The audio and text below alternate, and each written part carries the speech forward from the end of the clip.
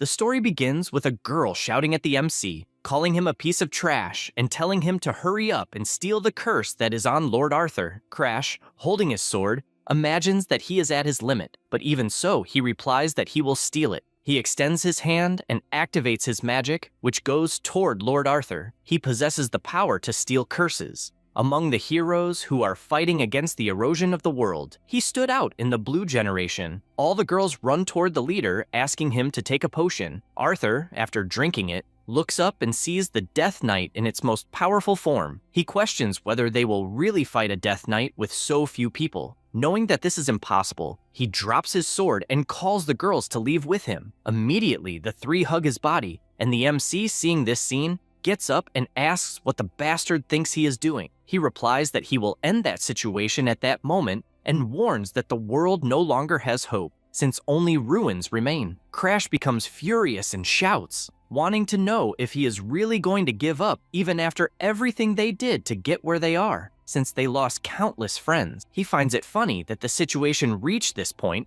because the guy was busy with women and probably went crazy. Sigrun shouts for him to shut up and guarantees that Arthur did his best compared to a piece of trash who only knows how to steal curses, and therefore should not speak about the leader. The MC finds this funny, since being called trash by her is nothing new, and points his finger, questioning how she can say such things to someone who saved their lives. He shouts that no one would have gotten so far without his abilities, and also refreshes everyone's memory, starting with Abella, who is the Red Witch. He points out that she had said she could not use magic if she lost her voice, and that she even kept begging him to steal the curses. He did everything she asked, and even so, the girl attacked him when he went to get painkillers, and both in the past and in the present, the habit of despising people has not changed. The same goes for Mary, who is considered the strongest spear of the Empire. In truth, she is nothing more than an idiot who charges forward without thinking and took on every possible curse and kept begging the MC to remove them. He becomes even more curious as he recounts this, since the princess used to call him a benefactor, someone who sacrificed an eye and is now being called trash. Even during the academy, she kept placing him as part of her Kingdom Starlone faction,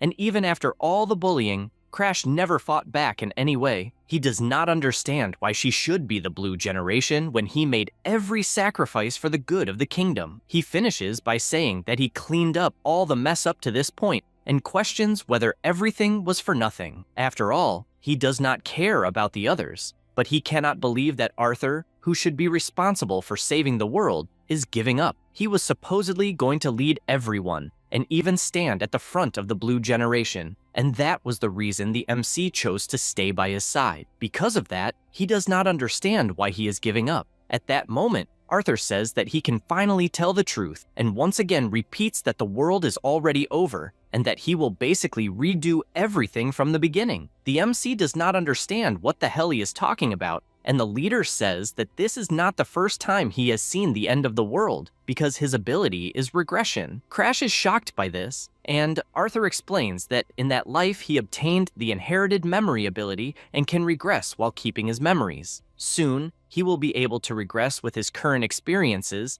and will have a chance to prevent the apocalypse. He then finishes by saying that he will restart everything with the girls by his side. The MC does not accept what he is hearing and asks about himself, whether he will not go along. Arthur remains silent for a moment and then bursts into laughter, saying that he wants nothing more than for Crash to get fucked. He is shocked to hear this, and Arthur admits that the Black Hood ability is useful since it can steal any existing curse. However, he does not know why he would regress with someone whose body and mind are already weak and does not know what use he would have. After all, it is much better to take a fresh version of him. Crash does not accept this, since he was nothing more than an object, and the man tells him not to worry, since he will make good use of him in the next regression. The MC tries to process what is happening and feels that deep down, he always knew. When the generation ignored him and he only stood there watching, that was when he discovered that they never saw him as a companion. He screams with all his strength for them to take him, but Arthur only laughs.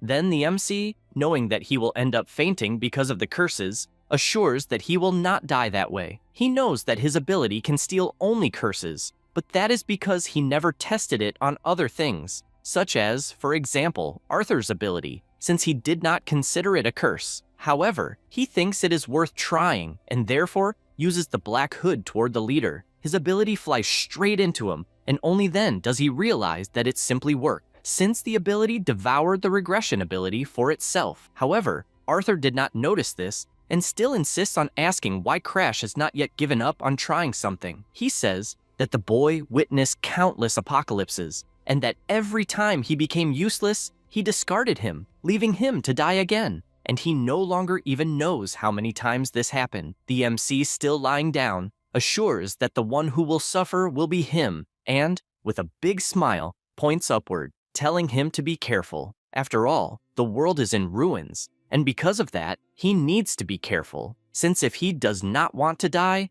it is better to fight to survive, because the one who will regress will be himself. Sometime later, Crash, who had been asleep, opens his eyes and gets up in shock. He looks around and realizes that it is where he lived when he was a child. This is Crash at 13 years of age. That is because the regression was a success. Now, about the erosion of the world, it was a phenomenon where the world almost literally suffers. Erosion by another dimension. When erosion occurs, environmental changes also appear and, making things even worse, species of erosions invade the world, and among them, there is one that has a humanoid form. These are known as world invaders. Both civilians and soldiers panic, and those who resist the erosion are called the Blue Generation. The MC is one of these people. He has a body capable of sealing curses, and because of that, he entered the Blue Generation. He was also treated only as a curse vassal, and, in the end, was also betrayed by his companions. This was his life until he woke up now in his younger body. He realizes that he is in his room, and remembers that he was in deadly cold before, but at that moment, it is as hot as summer. He deduces that if he is in the Green Pine Mansion, where he lived as a child, that means his last gamble, using the Black Hood ability on Arthur, was a success, and did, in fact, manage to steal the ability. However, he becomes curious about this, since he has no idea how he managed to steal it. People usually think that the Black Hood is an ability that can be used freely, without restriction. However, it has a distinct flaw. It can steal the possession of a target if the user manages to unlock the lock generated after activation. This lock is generated based on the owner's affinity with the object. If a stone found on the street was recognized as something valuable, something like block the condition will appear. Transfer 99% of the world's wealth to the owner. In other words, the difficulty of stealing increases. It is something like a type of unique ability that is highly valued, and the difficulty of stealing it is astronomical. In short, he knows that the greater the value, the more conditions there will be, and the more difficult they will be. Then he thinks about Arthur and what was going through his mind. After all, when he activated his ability, he did not see any lock. He thinks a little more about this fact and concludes that perhaps Arthur wanted to abandon the ability. He is surprised to think that the man known as the King of Heroes wanted to abandon his regression ability. He remembers some times when Arthur showed an expression of exhaustion and moved only to finish a task. A world that was destined for destruction and kept happening repeatedly, so he probably went insane. In other words, to Arthur, this ability was a curse. That is why he tried to make the girls retain their memories and return together with him, while excluding him at the same time. The MC concludes that the fact he managed to steal this ability, and that the Arthur he knew lost the ability, being left behind in the world on the brink of destruction, was crushed by the meteor of the Blue Death Knight. He comments that he stole the ability from the boy he wanted so badly to get rid of,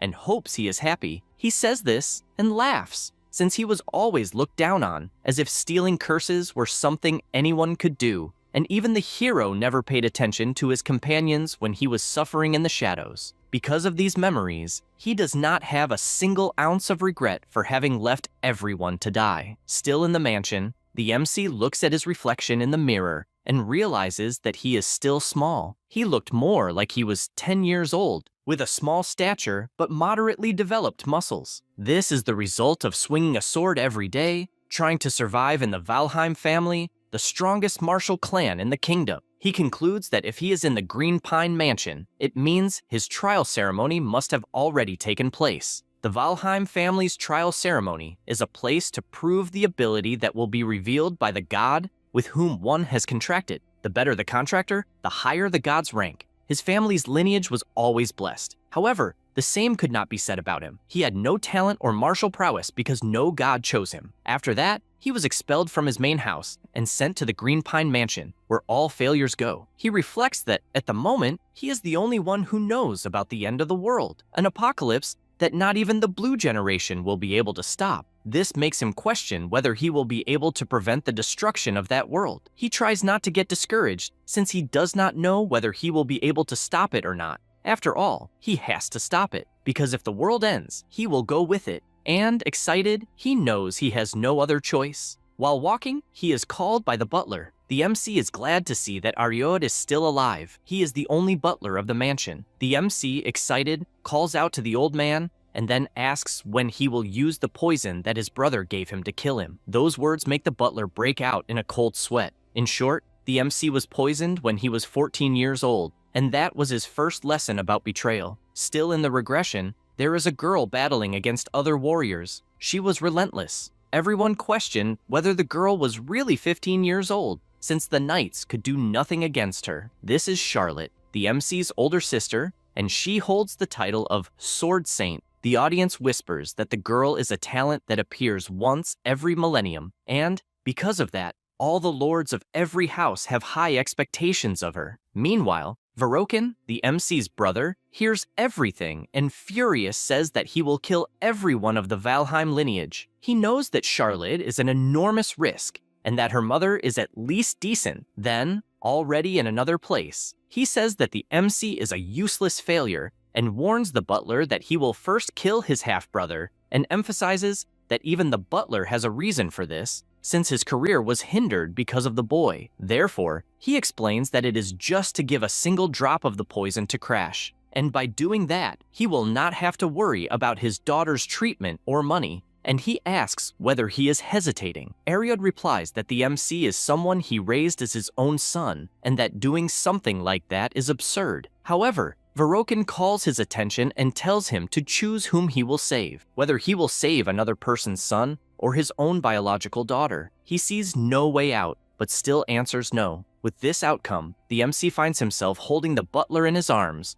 vomiting heavily. Basically, on the day Ariod was supposed to kill him, the butler was unable to bear the guilt and therefore ate the poisoned steak and ended up dying in his place. Back in the present, the old man asks what he means by that talk about poison, and Crash tells him not to play dumb, since even knowing he was going to kill him for the sake of his daughter, it is sad to imagine that he would not know about it. The butler lowers his head while listening to those words, and the MC feels a little awkward, since acting that way will end up leaving the old man with no choices. And so, he says that if he wants to play dumb, he can go right ahead, and if it had not been a mistake from the beginning, he would never have given that order. The butler is surprised, since at first he imagined that the boy would blame himself for having betrayed him or cry in rage, but he wonders whether the young master has changed. He thinks about this while the MC asks him to accompany him. They go to the library, and the old man wonders whether Crash is going to study. However, he simply asks him to cut the wall. Ariod does not understand this request, but the MC merely says that this feat should be easy for the butler of the Valheim family. Ariod answers yes, and,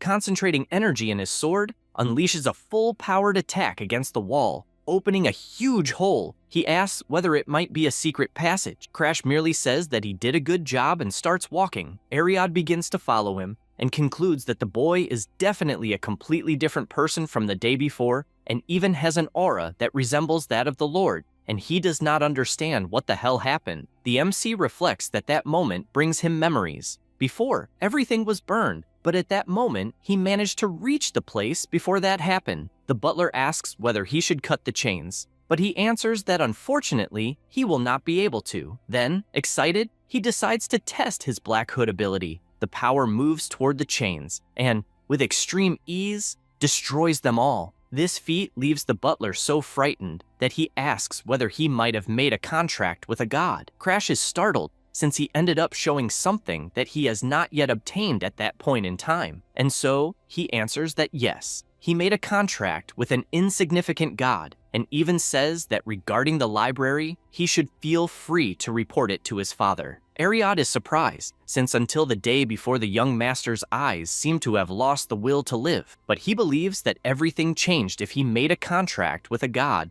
and probably obtained a powerful ability. The butler also knows that the MC has the same lineage as the greatest genius of the Valheim family, and even if he is not at the same level as her, he will probably display great feats. With that in mind, he draws the MC's attention and says that until he finishes what he has to do, he will not report anything to the head of the family. He hears this and imagines that it is probably the side effect of regression, since he is acting differently than before. A change occurred with Ariod. Basically, the butler who betrayed him will live only in his memory, and he thinks that Arthur must also have suffered from this, and that this is probably the reason for wanting to get rid of this ability. Crash also imagines that if he manages to cure Ariod's daughter's illness, the man will probably swear eternal loyalty. He knows that he needs to increase the number of pawns while he is in that regression. With that in mind, he simply tells the old man to do as he wishes, since deep down, he knows that he can cure his daughter later. After all, the secret library is his priority. He sees a glow on the door and is startled, since completely out of nowhere, a fire attack flew straight at him with full force. He admits to being surprised, since he is the person who endured several curses and still got goosebumps. And because of that, he has no doubts that a specific book is in that place, until he finally finds what he was looking for. Now, regarding the secret library of the Green Pine Mansion, the ancestors who were called failures of the Valheim family wrote their techniques and life memories. It is not an ability, but a product of humanity, a place where they kept their secret books to reach the peak. At first, it was a place of free access, but it became secret because of one person. That person was Damaris. He was the worst failure in the history of the Valheim family, but he was also the person who was consumed by the erosion of the world and became the strongest. With that in mind, he gets excited, since he will take the secret book of the worst of the failures. Now,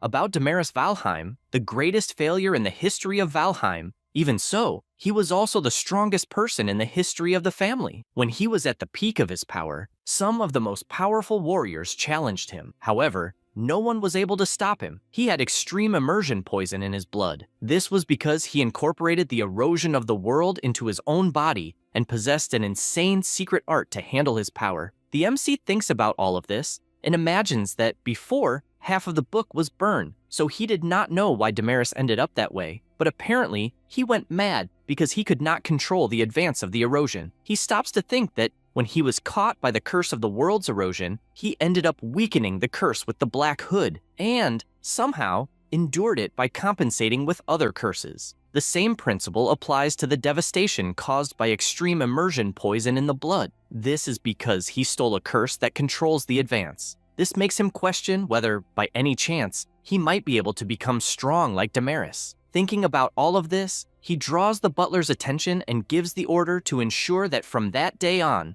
no one enters the Green Pine Mansion. Ariod says he understands and returns to his post. Meanwhile, he imagines that the young master will turn a blind eye to his mistake and, therefore, he should repay his kindness by refusing Verokin's proposal. He says this to the boy, who becomes furious at having his proposal to poison the MC rejected. He says that a person who has so many flaws only makes him more nervous. He also believes that if it were not for the MC's mother's bloodline getting in the way, both Lilish and he himself would have maintained their positions in the direct lineage. Suddenly, he shouts, calling another butler, and orders him to go to the Green Pine Mansion, where Crash is, to investigate why Ariod changed his mind. However, he replies that it is not possible to enter. This is because Ariod, who is the young master's butler, prevented entry even to the head of the family. Verokin cannot believe this absurdity, since he is even blocking the head of the family from entering. Meanwhile, the MC continues channeling energy. He realizes that he has finally reached the experienced beginner level. He knows that there are several stages of aura, such as Aura User,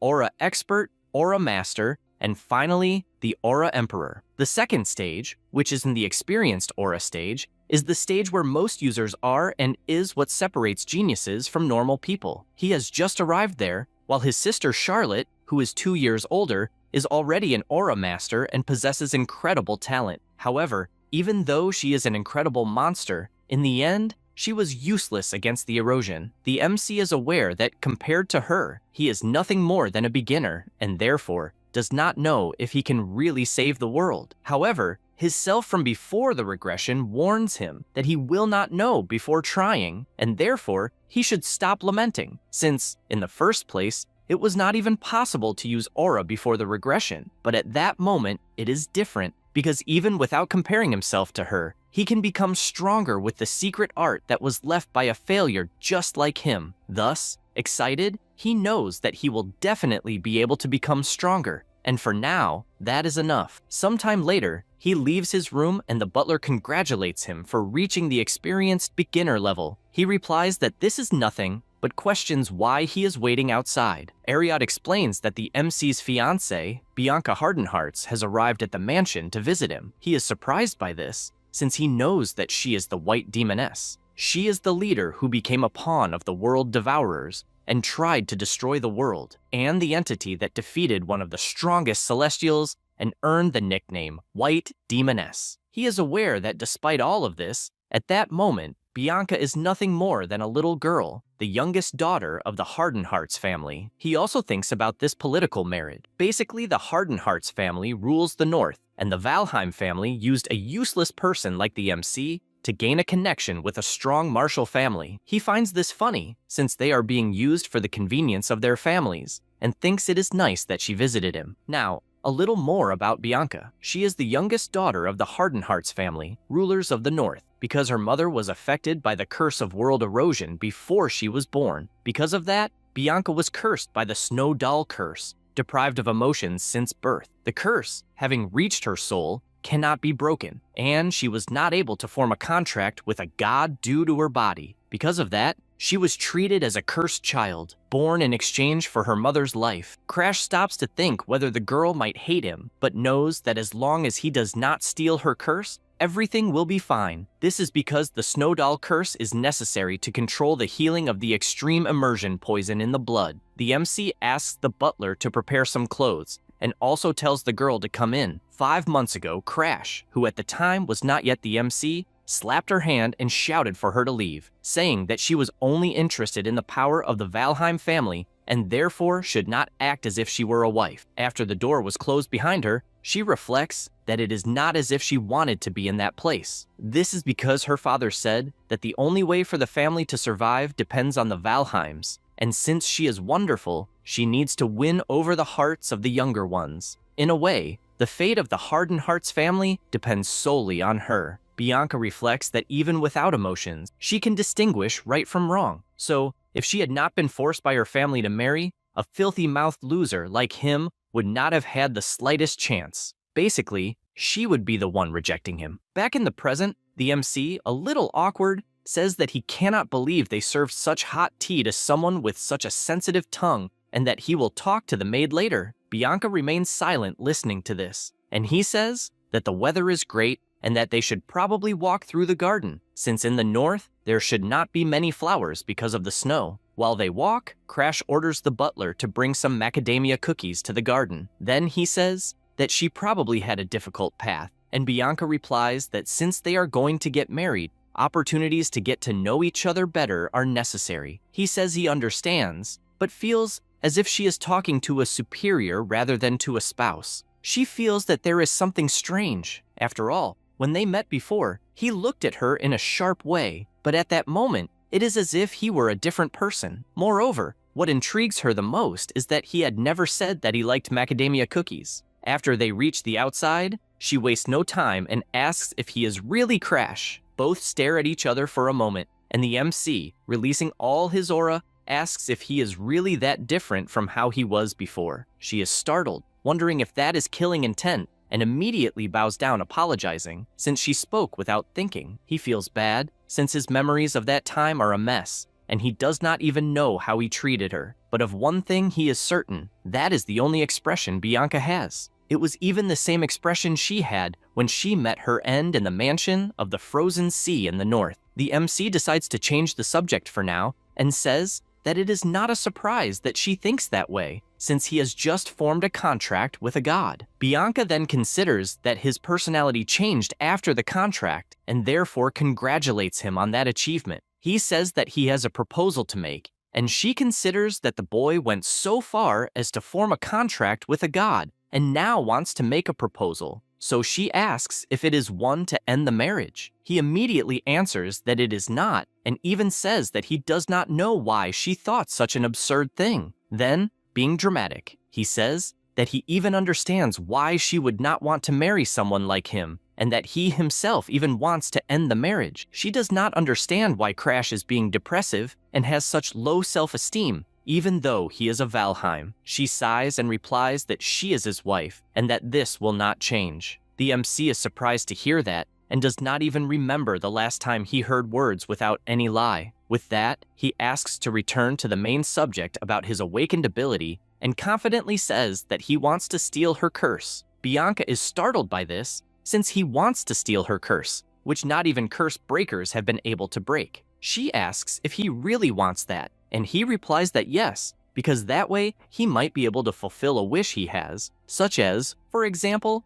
ending this marriage. She reflects that she even knows that Crash is treated as a failure, and, if that is the case, there must be a wall between him and the main lineage, and he is probably tired of it to the point of wanting to erase his emotions. She thinks a bit more about it, and remembers that a mental mage once said that when a person reaches their maximum mental potential, they become sick at heart and end up succumbing to this illness, possibly even taking their own life, or suddenly becoming kind as if they were another person. The old man continues, saying that it is a very dangerous moment since such behaviors are warning signs of their end, and if you know someone like that, you should stay by their side. After remembering this, she takes his hand and says that everything will be fine since he just needs to control his emotions without relying on the curse. The MC comments that apparently she understood something wrong, and Bianca says that she will see him more often, and even if she asks her father, he might be allowed to live closer, but he shouts,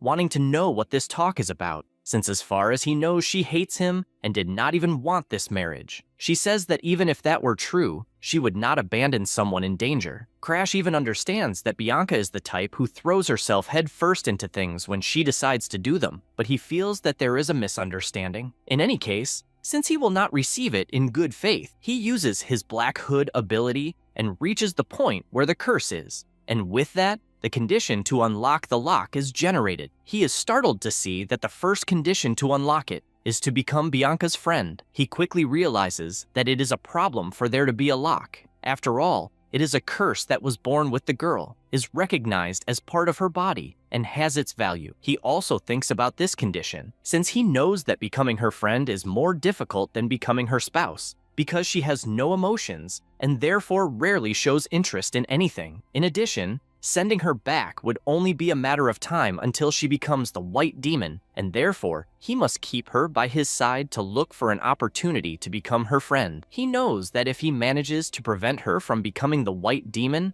and also obtain the Snow Doll, then it will be killing two birds with one stone. With this in mind, he says that he is happy with her cooperation and is even grateful that she sees him as a spouse. She says that first, she will check with her father, since she needs to confirm it, and then leaves. He knows that it will take a month for the girl to return, and that he must read all the secret art books until then. The next day, at the Green Pine Mansion, a carriage arrives, and in it is Bianca, saying that from that day on, she will live in the mansion together with him. The MC despairs, since that means they will live together. Sometime later, he wakes up and sees Bianca sleeping beside him. The MC does not like this at all, since if she is seen with someone like him, people will misunderstand. Soon after, she wakes up, says good morning, and even asks why he is in that place. This angers him, since the one who should be asking that was him. Early in the morning, Crash continues channeling energy to increase his aura until he stops to think that it has already been a few months since he started living with Bianca. He remembers exactly the day she appeared, saying that she would live in the Pinheiro Verde mansion, which was a shock to him, since he did not know she would simply move in. Bianca explains that this is not a problem,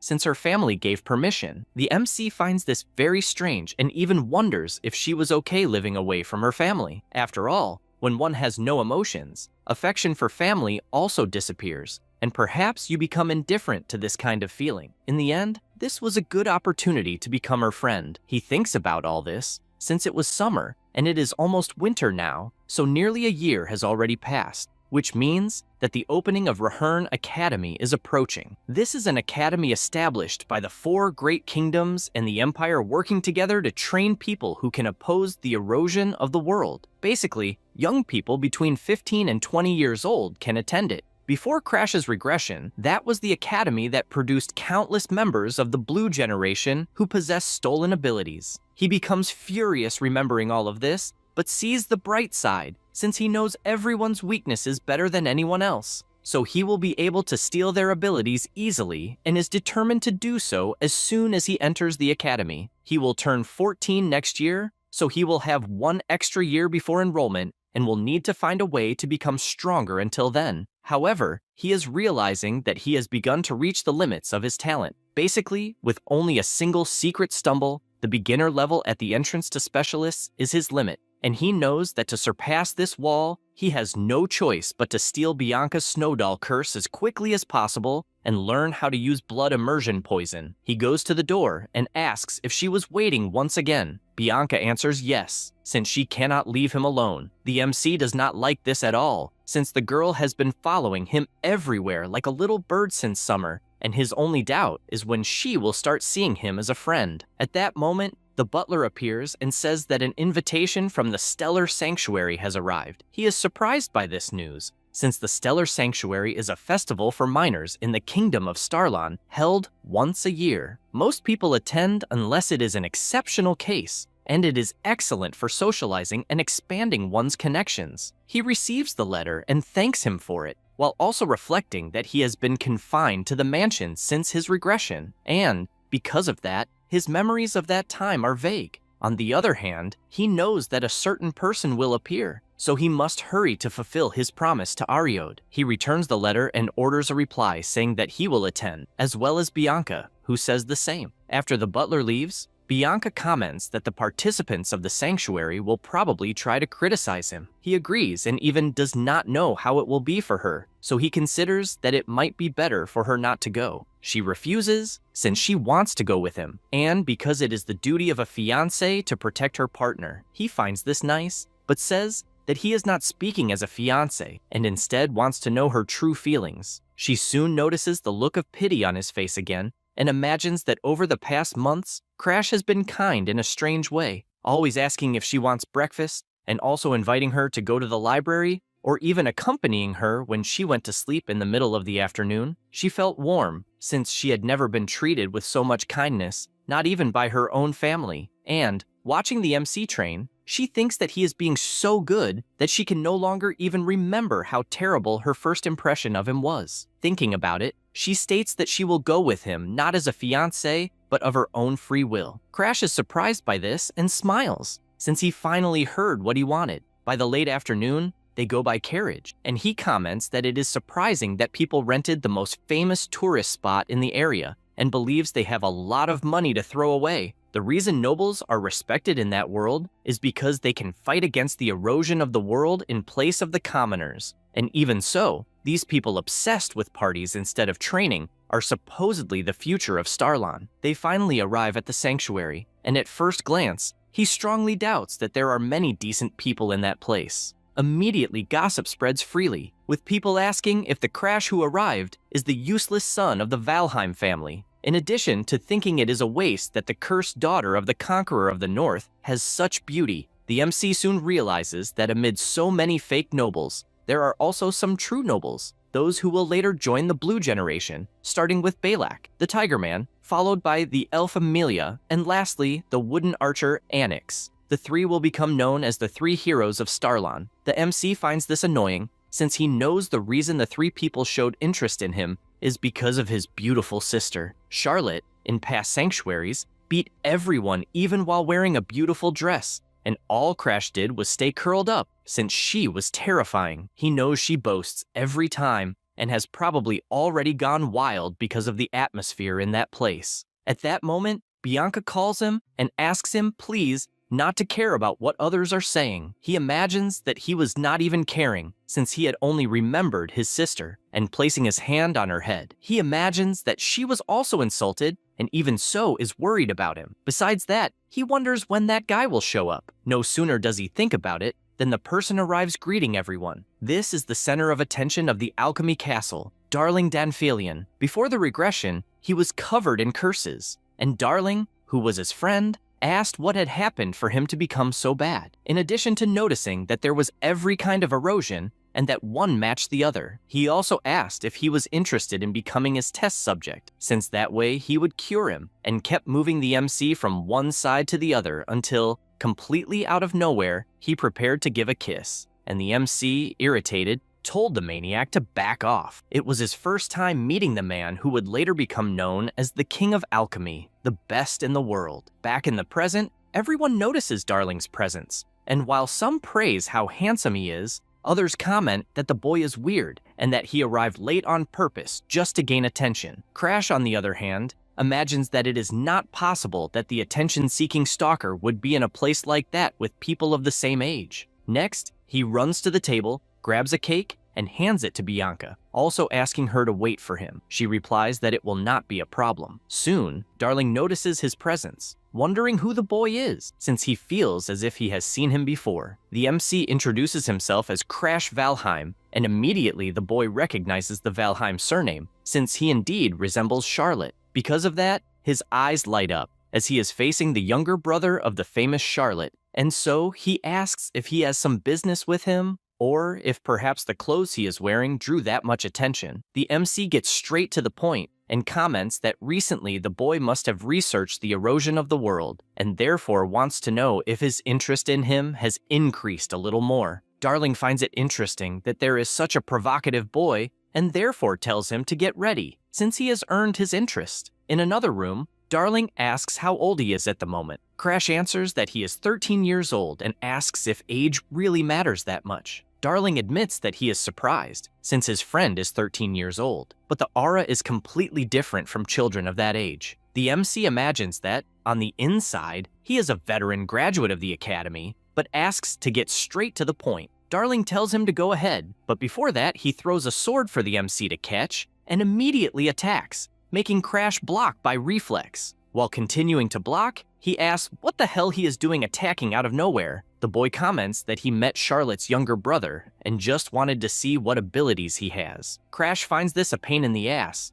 especially since Darling keeps attacking non-stop until the MC gets irritated and counterattacks, putting pressure on Darling, who even asks whether Charlotte's so-called younger brother wasn't supposed to be a useless person without abilities. He comments that despite appearances, he trains every day, but imagines it is complicated to use secret techniques against a student and therefore should hold back. Because of that, he says he could help with research on curse neutralization. Darling is startled upon hearing this and starts attacking faster, since he wants to know what a mere boy knows about alchemy to be talking about that. Crash notices this and moves at high speed, placing the sword at the boy's neck. In addition, he says that to become a first-class alchemist, it is necessary to first prove the research to neutralize the curse of world erosion, which the dispersers have still not managed to break using other curses. Having said that, he explains that he will help with his ability to steal curses. At that moment, Darling is shocked to see that the MC possesses aura, even though he was supposed to be a useless boy without abilities, but soon imagines that it is an excellent opportunity if he is telling the truth, since he will be able to simultaneously prove supply and demand and curse neutralization. With that, he asks what he should do in return, suggesting something like becoming lovers. The MC tells him not to talk nonsense, since he will only acquire many curses in the future and just wants him to make a medicine to reduce those curses. The boy says that making medicines is indeed his specialty, and Crash is aware of that, as well as knowing that stealing abilities alone is not enough. After all, even the blue generation that managed to use extraordinary abilities could not prevent the destruction of the Earth. Therefore, a useless person like himself has to use every possible means,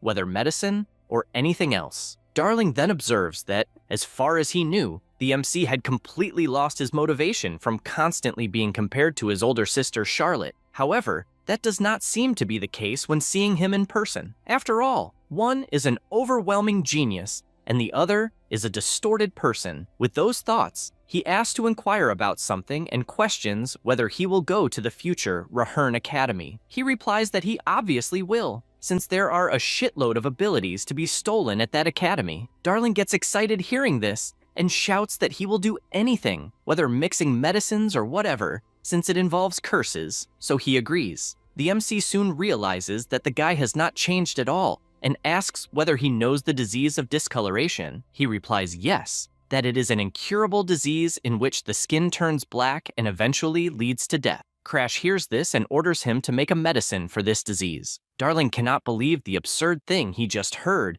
and asks whether he does not know the meaning of the word incurable, since even for himself this is impossible. The MC knows that one way or another the boy succeeded, even if it was a little in the future, so he sighs, stretches out his arm, and confidently asks him to do it, since he believes he can. Darling finds this interesting, since it wounds his pride, and agrees to do it. Crash tells him to send the medicine to the Green Pine Mansion as soon as it is ready. Then he comments that he would like to ask something, since he believes the boy likes his sister. Darling gets excited and replies that he loves Charlotte. This makes the MC question why he keeps talking about lovers or saying that he would like to be by his side and things like that. Darling replies that apparently Crash is still a child and cheerfully says that he also likes men, since he plays for both sides. The MC is shocked by this and runs away, telling him to stay away. After moving away a little, he notices that several people are gathered until he sees a boy grabbing Bianca's arm, and,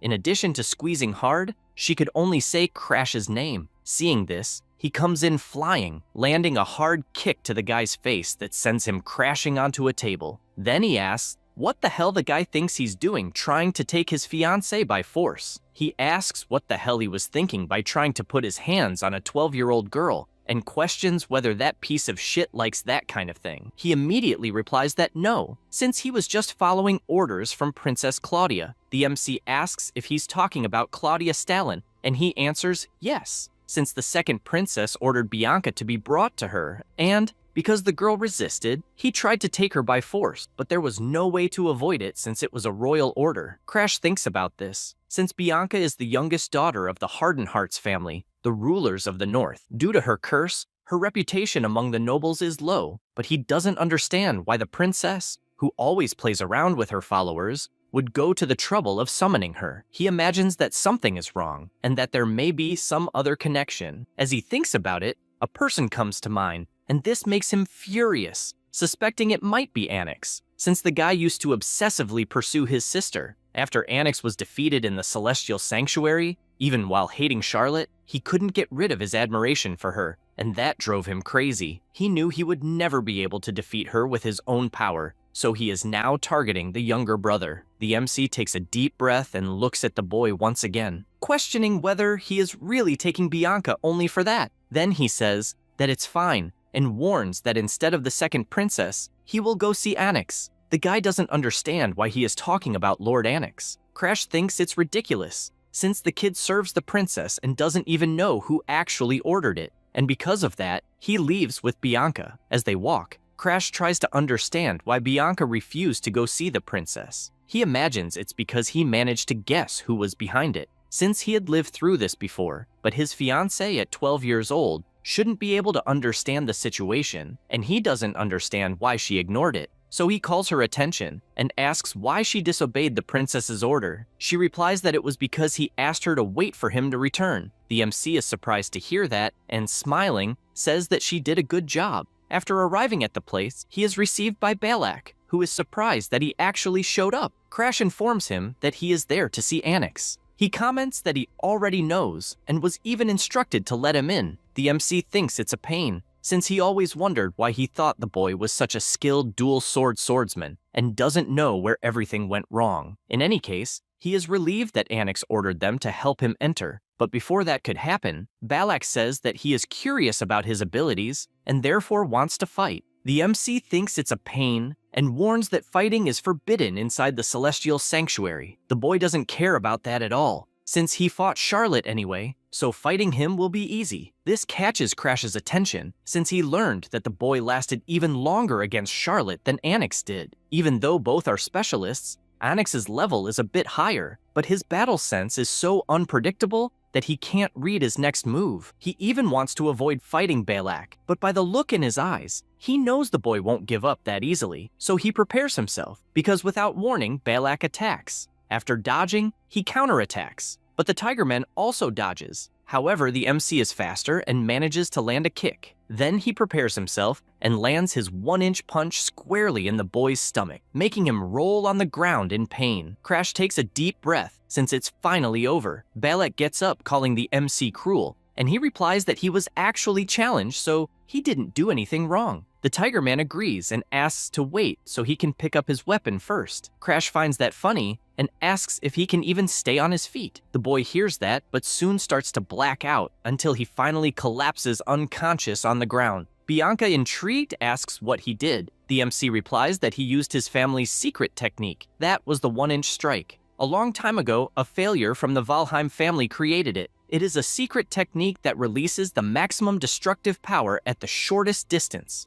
Depending on the condition, it can even cause internal damage. Before the regression, this was the only technique he managed to save from the burning mansion, and thanks to it, he survived countless life and death situations. He says he used his best technique, and therefore the boy will not get up for a long time. Next, he meets Anix, and Amelia immediately runs over when she sees Balak's condition on the ground. The boy admits that he is surprised that the MC really defeated the Tigreso, but Crash asks what the intention was behind using the second princess just to lure him to that place, and, whatever the reason may be, asks him to say it right away. Anix finds this interesting, since he heard different rumors about the boy being weak, and perhaps those rumors are false. The MC finds this amusing, since it was actually Anix himself who spread those rumors. However, if he loses in that place, the rumors will change a bit, because from that moment on, he himself will steal his opponent's abilities. Having said that, he comments that the rumors say he is a failure, so be it. But if he defeats him, the rumors will change. Anix finds this interesting, and the MC thinks better of him. They were together from the academy until the Blue Generation,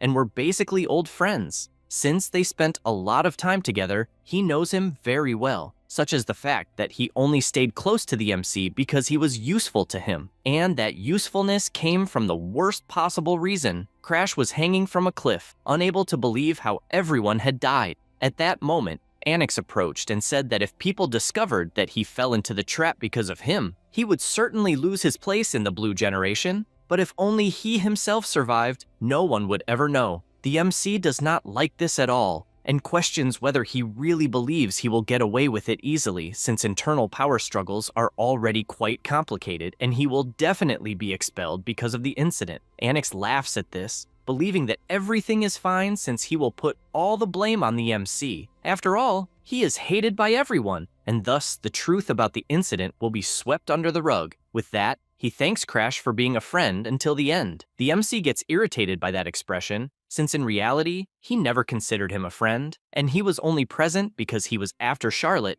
and he even got distracted throughout the entire battle after finding out that she was going to get married. Anix says that this is exactly why he hates him. Even without having any talent at all, he has sharp intuition, and that part of him always gets in his way. So, since Charlotte is also getting married, he sees no reason for this fake friendship to continue. He believes that perhaps this is for the best. After all, Charlotte would not want to hold a funeral on her wedding day. At that moment, the MC loses his strength and lets go of the cliff. He cannot believe that things will end this way. At that instant, Arthur appears and saves his life, and that was when the two ended up on the same team. After thinking about all of this, he knows that, in truth, that was the beginning of the greatest catastrophe of all. In any case, Anix was expelled from the Blue Generation due to Arthur's testimony, and what pissed him off the most was the guy trying to marry the princess out of desperation. Suddenly, the boy says that the face and the way he speaks are identical to Charlotte's. The MC becomes increasingly irritated since the bastard has not changed at all. Because of that, he tells him not to casually mention his sister's name like that. He prepares himself and charges forward, since, like his sister, he never runs from a fight. Anix finds this amusing and blocks the first punch with his ability. Crash keeps trying to attack, but cannot land a single kick. In addition,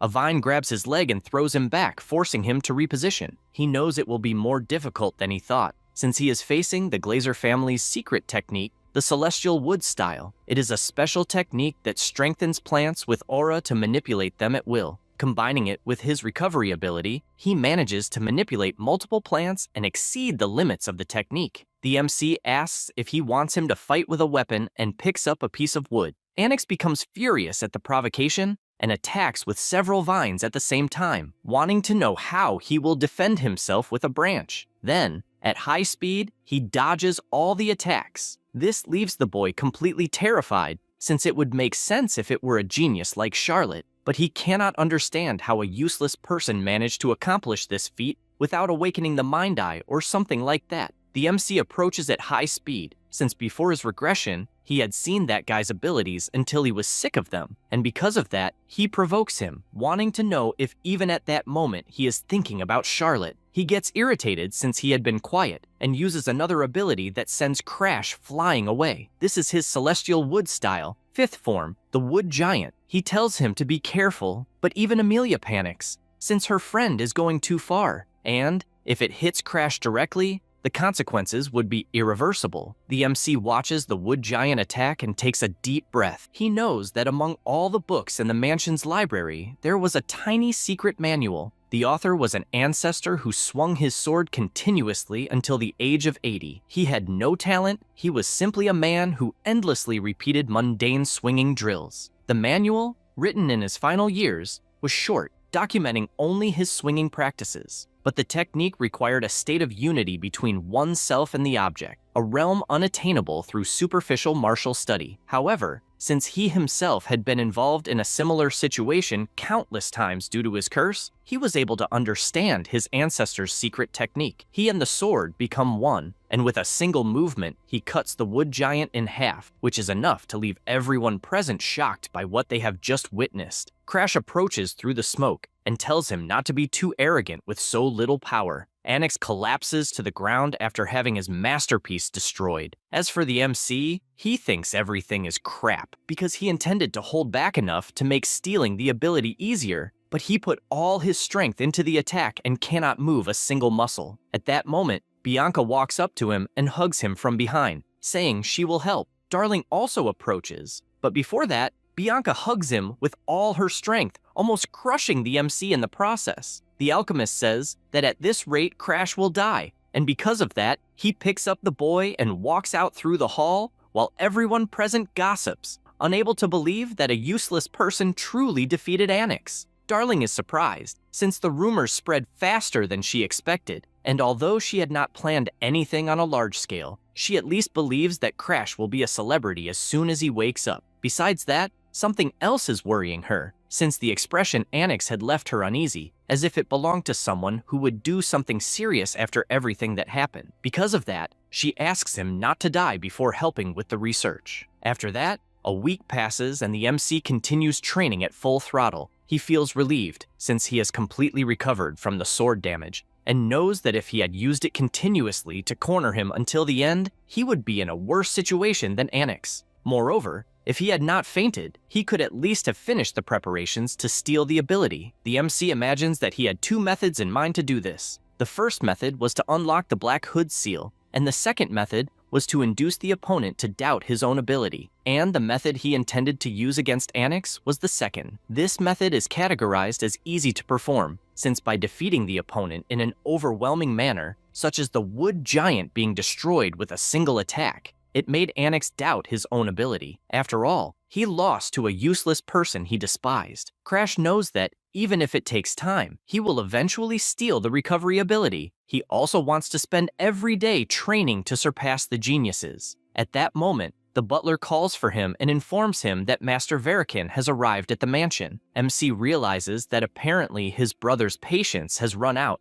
and the butler explains that he has already refused the boy's messages 22 times. Crash says he can no longer ignore it and asks to let him in. Bianca arrives and asks to drink some water. In addition, she comments that he smells of sweat. MC explains that it is because residues are expelled when using aura, and that maybe it is because he is used to the smell of erosion, so he does not even notice it. She asks whether he should not take a bath before meeting his brother. He does not care about that at all, since eventually he will end up changing again anyway. She then asks, please, that he not get close, and he is surprised by the girl giving orders to her fiancé and believes that she has really grown. The girl runs off, and he becomes excited, since she is like his little sister, so he cannot help teasing her. He also feels that his acquaintances from before his regression would be looking coldly at him at that moment, like Arthur, questioning whether he is becoming soft, since that way, he will not be able to stop the destruction of the world. MC reflects on that guy, and despite hating to admit it, knows that, except for the final moment,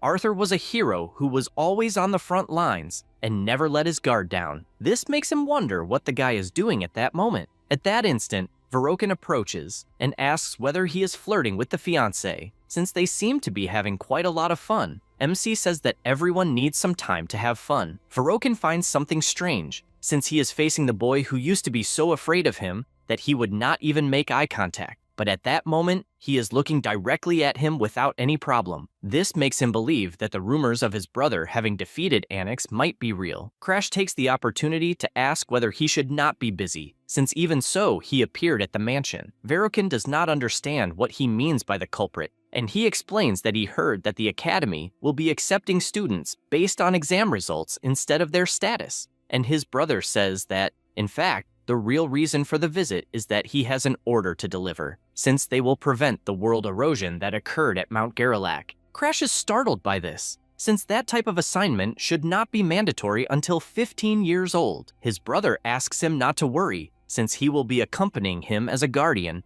and therefore asks whether his little brother, who supposedly defeated Anix, is not scared stiff. MC becomes irritated by this, and since it is clear that his brother wants to test his strength to keep him under control, even so, he says that he accepts. After all, he is more accustomed to fighting erosion than to a peaceful everyday life, and even knowing that it is a trap, he still has a plan. Bianca asks where he will be going, and he replies that he will be away for a while to deal with an erosion mission, and therefore, she should not follow him. She replies that she will not, and also comments that, logically speaking, sending a 13-year-old child to deal with that type of mission is absurd. MC is surprised by this jab aimed at his brother, and Verokin asks what a cursed princess thinks she is saying. At that moment, MC interrupts, making it clear that Bianca is his fiancée and therefore believes that his dear older brother would not take the words of a child seriously. Both stare at each other, and Verokin simply leaves. Once again, the MC says that she did a good job, but she says that she did nothing. He knows this, since even if she is not aware of it, there is no problem. Bianca asks him not to faint again, and he prepares to go on this new journey. The corrosion of the world is a phenomenon in which the world is literally corrupted by another world, and, over time, corrupted species appear, and, at other times, climatic changes occur. And if the corrosion continues, the area itself turns into another world. The expedition finally arrives at the Jarrelak Mountain Swamp. Verokin comments that it is a 3-star corrosion, and that the purification team will begin their work as soon as the boss is defeated. The MC reflects on it being a 3-star corrosion, since it is a level that a mid-level order of knights and specialists could handle without problems. In addition, his brother may not look like it, but he is at the specialist level, a high level one, and should be able to defeat the boss of that corrupted zone without problems. His brother approaches and comments that he only brought him along so that he could gain some experience, even though he is a low-level specialist. Crash, all happy, replies that he understands, but he knows that reality is different, and, in fact,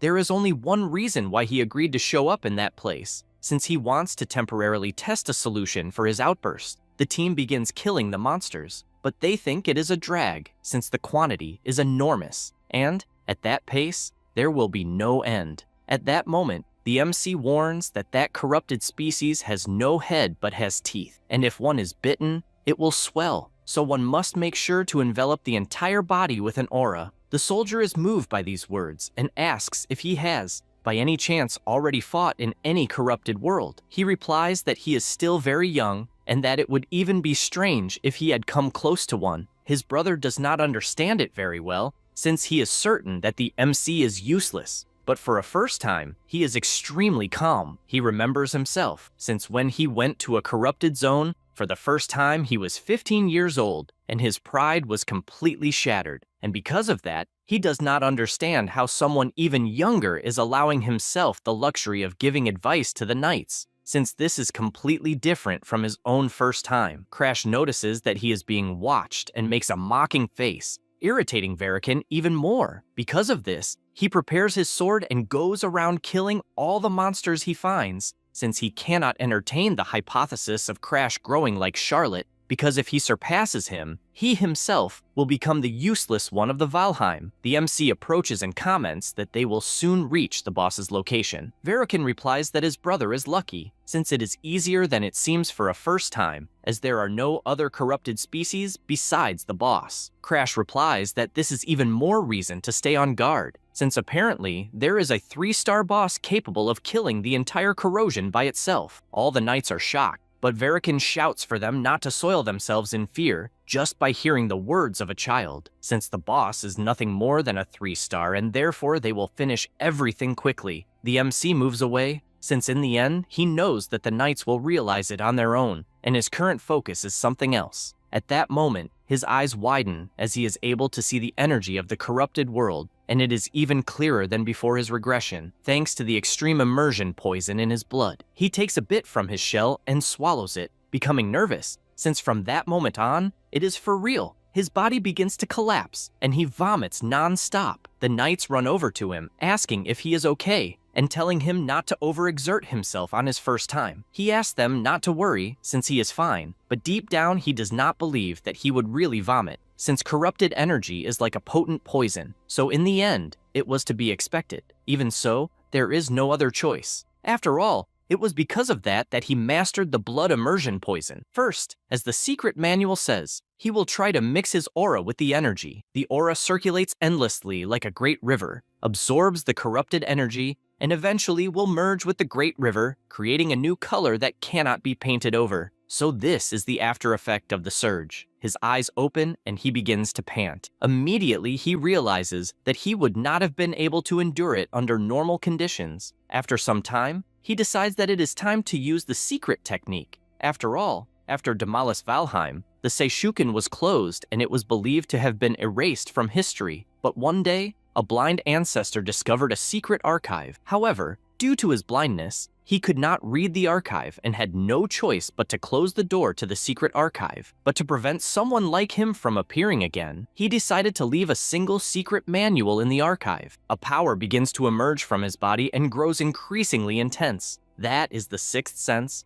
a supersensory perception capable of detecting all sensations through the aura. At that moment, he can only extend the tips of his fingers, but it is enough to know where he is. The result leaves him extremely excited, because the place where he is at the moment is not a world covered by the surge. The surge begins to diminish, since he was able to overcome it with the sixth sense. However, he knows that it is a temporary solution, and that if he absorbs the energy of the corrupted world, he may have a surge at any moment. In that case, he will still need Bianca's cursed doll, and even if it is a stopgap measure, it does not change the fact that he was able to endure it, and for the first time, managed to evolve to the next level. At this moment, he feels a horrible sensation approaching, and when he turns around, he comes face to face with a monster that had its eye closed and then opened it, forming an extremely bizarre corruption. Everyone screams desperately that it is the boss of the place. Verokin is startled, as is the MC,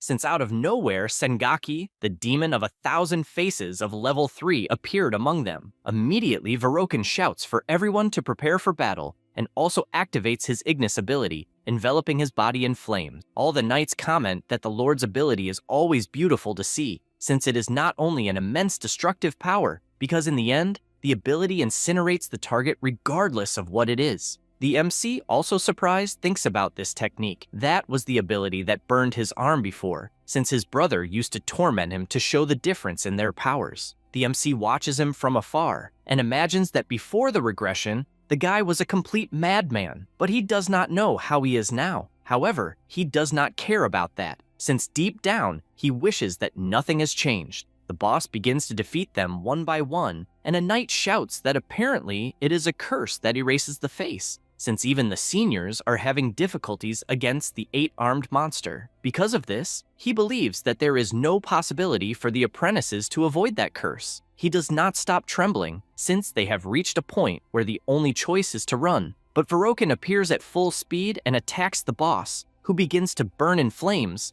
with the fire spreading across the entire body. With this opening, he shouts for them not to give up, since he will create an opening. This fills the knights with hope once again, since, as they expected, the Lord left the boss unable to fight. Verokin wonders if Crash is watching the spectacle, but he does not understand why his brother is looking at Sengaki and not at him. He does not understand this, but shifts his gaze to the boss and realizes that it has tears of blood. This makes him realize that there is something wrong, and that, at that pace, it will be very dangerous. Therefore, he leaps backward with all his might, unable to understand the enormous pressure the monster is emanating, and concludes that they must kill the demon at that exact moment before any anomaly occurs. That said, he shouts for all the knights to attack the demon at the same time, but after unleashing his attack, he cannot understand how a strike imbued with aura had no effect at all. Next, he looks to the side and shouts, trying to understand how the knights of Valheim are so intimidated,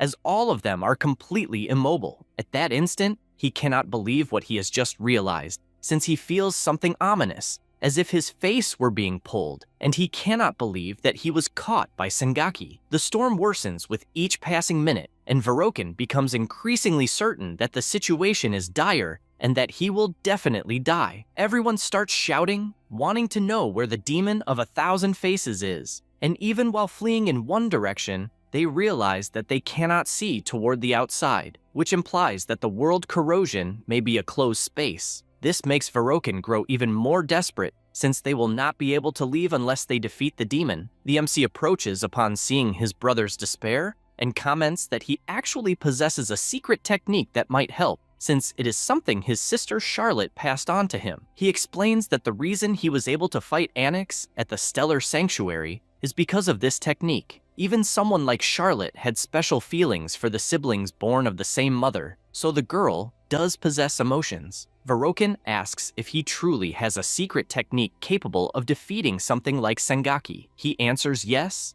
and reasons that instead of avoiding his brother only to die lost in that corrupted area, he extends his arm and says that he knows his brother does not trust him, but asks him to trust Charlotte's ability. Verokin stands up and agrees, since their sister is a genius after all, but emphasizes that if it fails, it will be the end for both of them. The MC, excited, asks him not to worry, as he definitely will not fail. Still amid the storm, the MC comments that the demon is approaching and asks whether the Ignis ability is already ready. Verokin replies yes, and Crash stands up to begin. He starts gathering energy, and all that concentration flows into the sword. Verokin simply cannot believe the focus he is witnessing, since the aura around the sword is something so pure that he has never seen in his life. He confesses that he hesitated when Charlotte told him to add the flames of Ignis to her secret technique, and that no matter how much he practiced, he was never able to master that aura, unable to understand how someone useless managed to do so. The MC asks his brother to grant the Ignis ability,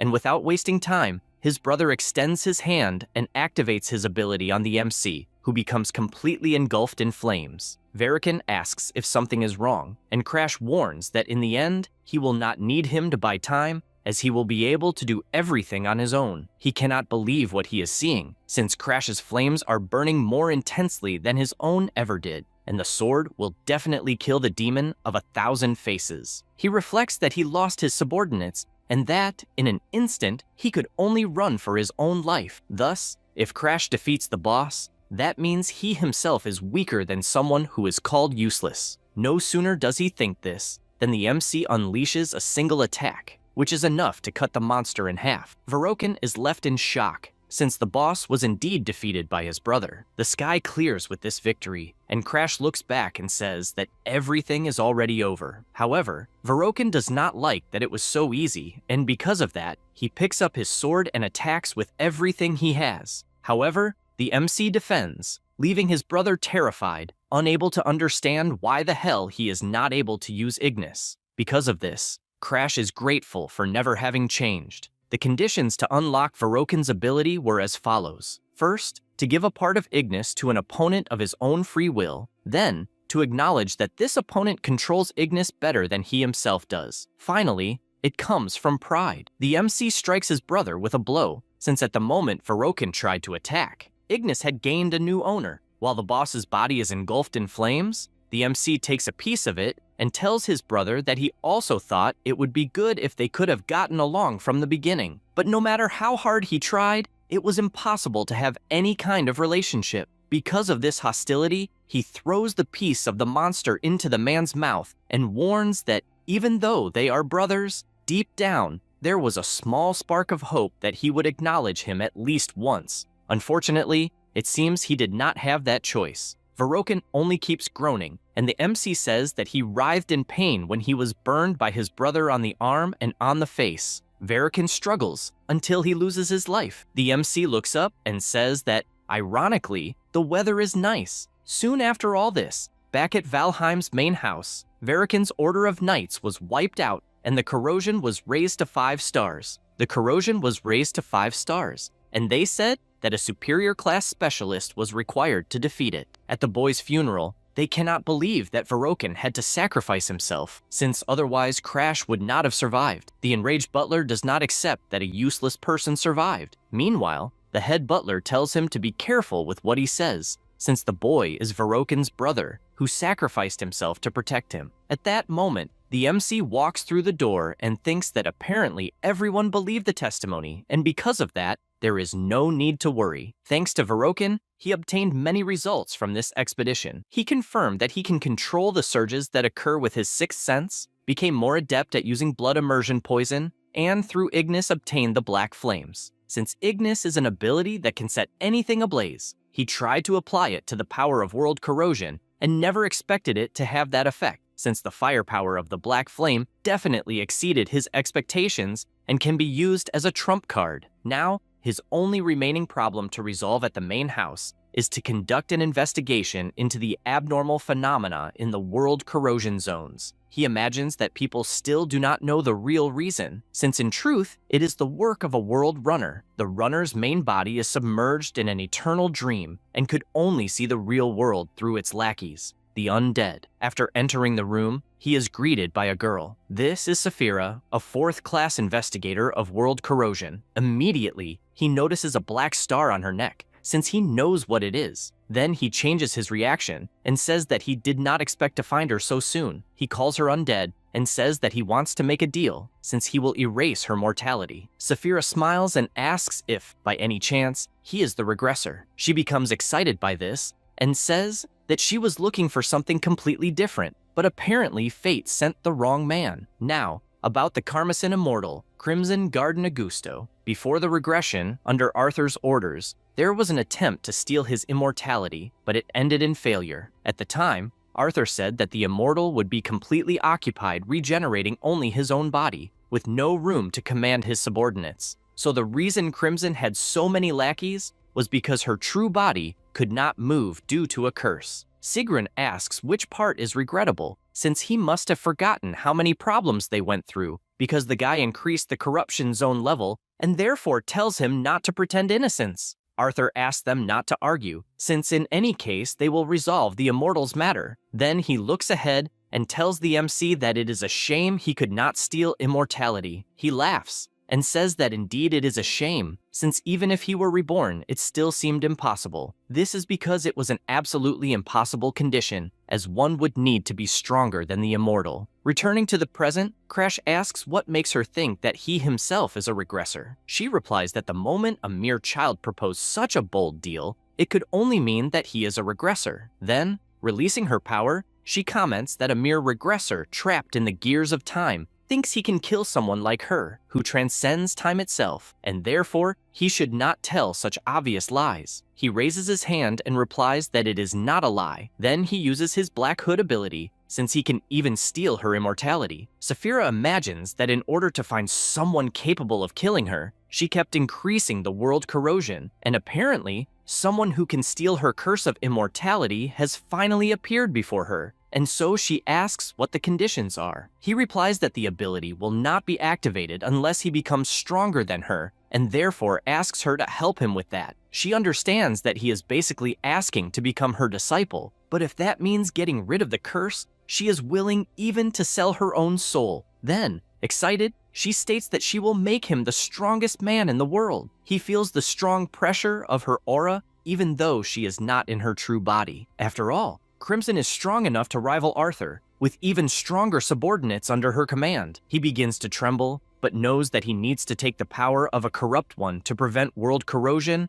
and the annihilation that lies ahead. An ability is a unique capability that only one person in the world can possess. By this principle, the regression ability returned Arthur to that life, making it impossible for the MC to regress again by his own will. So if his world is destroyed again, even his existence will disappear, and therefore he says that it will be a pleasure to work with Cream. She is surprised to hear that name in particular, and soon realizes that it is Crash. Because of that, she gives him a smack on the head and orders him to call her master. She asks if he does not live in that house, and he replies that he stayed there for a few years and even does not remember the faces of his parents. At that moment, the Valkyrie, by direct order of the lady of the mansion, says that his mother is calling him. He is startled, since his mother has not even shown her face at the Green Pine Mansion, and believes that perhaps she heard the rumors that he suddenly changed and became interested. In addition, the servant says there is one more thing and explains that when the head of the family returns from the Forbidden Domain, he also wished to meet him. The MC is shocked by this, since his father is someone who has reached the realm of a demigod, and perhaps he sensed something about him through the stars. The servant warns that Lady Arya instructed that he remain in the main house until the head's return. However, Crash imagines that Bianca is waiting, and moreover,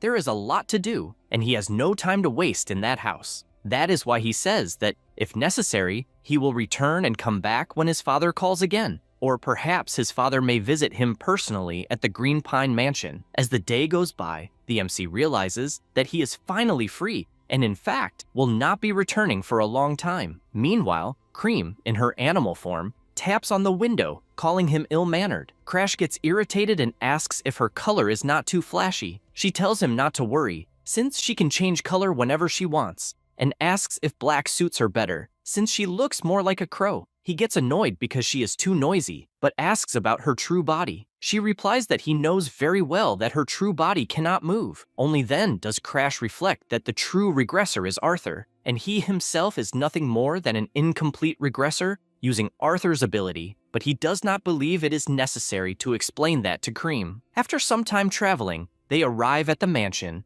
and the MC quickly warns that there is a little white chick at the mansion and that she must be gentle. The so-called white chick is Bianca, welcoming him. The butler also appears, calling for him, and the MC asks if everything is all right. The old man hands him a letter and says it is from Darling. The boy says that the medicine for the discoloration disease he requested is ready, and that he made it quickly while thinking of him, and that he will even see him soon. Crash informs Ariod that if someone called Darling appears at the mansion, he must be treated with great care, since he will be his benefactor. The butler says he understands and also mentions that Bianca was quite worried about him the whole time. He says that the girl found out about the trip and therefore asked for a carriage to be prepared to follow him. He is surprised to hear this and realizes that he did not check the conditions of Bianca's curse. Because of that, he uses his ability, and a notification says that the first condition is to become her friend, and the unlock is complete. The MC simply cannot believe that the first condition was unlocked without him even noticing. She asks if there is something on her face, and he says no, since he only wanted to introduce a new friend,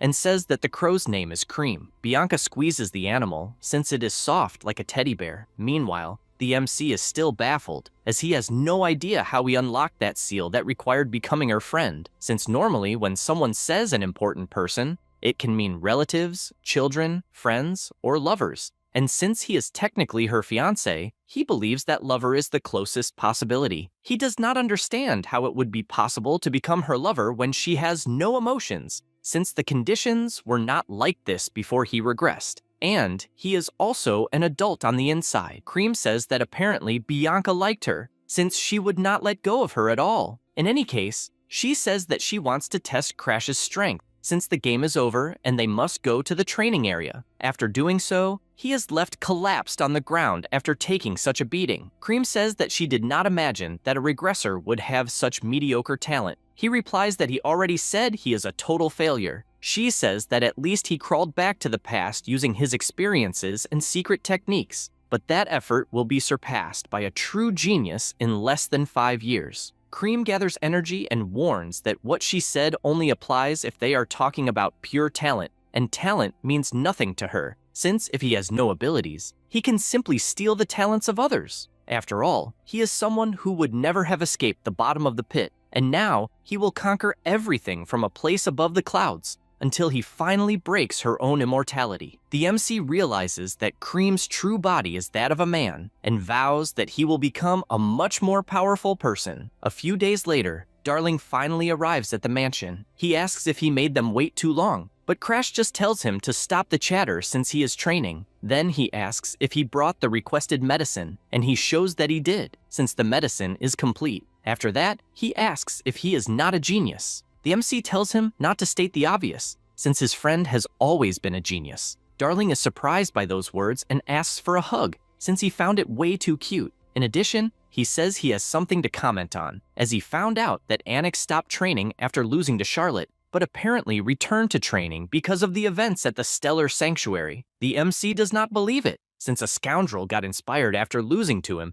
and says he does not care about that at all. At that moment, Cream approaches and says that Starlon had other plans beyond Valheim, and that everything should be fine, since he planned an elixir to strengthen the crappy body the MC has. In addition, he tells them to ask Darling to prepare some of these potions, since a special medicine that increases physical attributes and aura when consumed is excellent. As for elixirs, they are extremely expensive, and some secret manufacturing techniques are passed down through family lineages, just like the elixirs themselves. He finds it annoying how close Darling wants to get, but knows that before the regression, these elixirs would be impossible to obtain, since they are only for selected people. Cream tells them not to worry, since he knows the formula and it is enough to have the alchemist make it. With that instruction, he orders the elixir to be made, and Darling asks why this came up out of nowhere, and whether the news about Annick's got him excited. In addition, he asks whether there is money for the materials, since as far as he imagines, the Valheim family will not pay for it. He tells him not to worry, since he will find a way. Inside, he knows he can handle this if he uses the knowledge he acquired before the regression. That said, the crow passes on the instructions for preparing the elixir, and the MC relays everything so Darling can make it. The alchemist is surprised,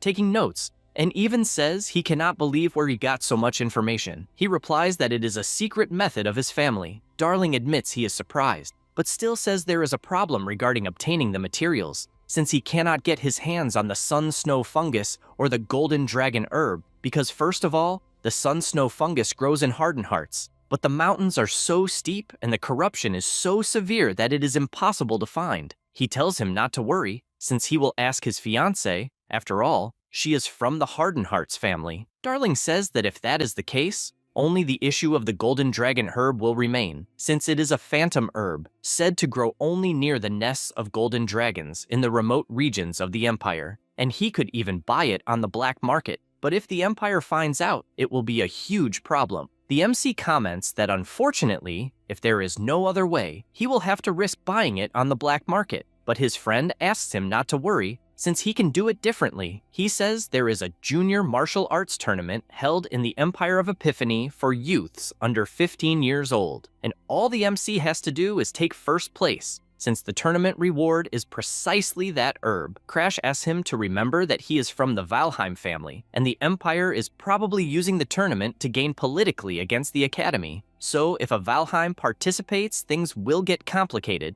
but Darling asks him to drink a certain potion, because as a genius, he obviously has a plan. He has no idea what it is, but drinks it anyway, only to feel something strange happening to his body until his body turns into a woman's. Darling warns that it is fine to participate if he is a girl. The MC gets irritated and threatens to kill him, since it must be some kind of joke, and the boy just apologizes, saying it was the only solution he found. A few days later, the two continue training, and the crow prepares its attack and launches several black slashes. but the MC, who was concentrating, manages to block them one by one and does so constantly until he is hit by one last strike, and his master orders him to stop there. She explains that the pure blade technique she taught that time is a style that reads the enemy's attacks without retreating. It is a high-level technique to instantly comprehend the movements of his opponent. Then, combined with the natural intuition of the sixth sense he possesses, he will reach a realm of clairvoyance. In addition, she talks about the elixirs, since he can use them to strengthen the body, and his movements will finally keep up with his thoughts, making him even stronger. After all this explanation,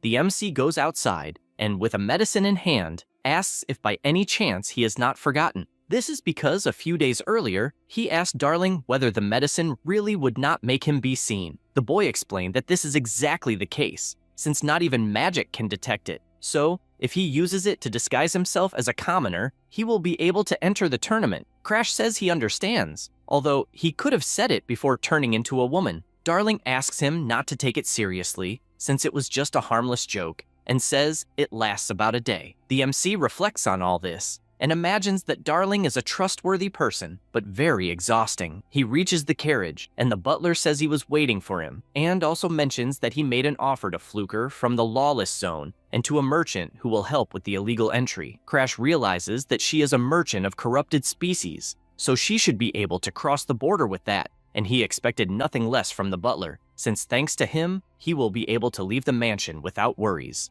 Ariad reinforces that this is true and, overflowing with confidence, guarantees that he will not let absolutely anyone enter, even if it is the head of the family. The very next day, after Darling gives the medicine for the discoloration disease, Ariad cannot contain his emotion, thanking for life, for curing his daughter definitively. He can die without remorse. However, the MC says that if he is truly grateful, he must continue living, since he saved his daughter's life, so he should not dare to die until he says otherwise. And he emphasizes that this is probably a small price to pay compared to her life. He cannot hold back so much emotion, and shouts that he will survive no matter what happens. The MC imagines that at this point he can finally stop worrying about Ariad betraying him. The MC walks a little further and thanks Bianca for agreeing to his request. He also says that she stayed at his house for a while and therefore should rest. But she replies no, since as soon as she obtains the solar snow fungus, she will return immediately, and after that, she will be waiting for him at the Green Pine Mansion. He is happy to hear this,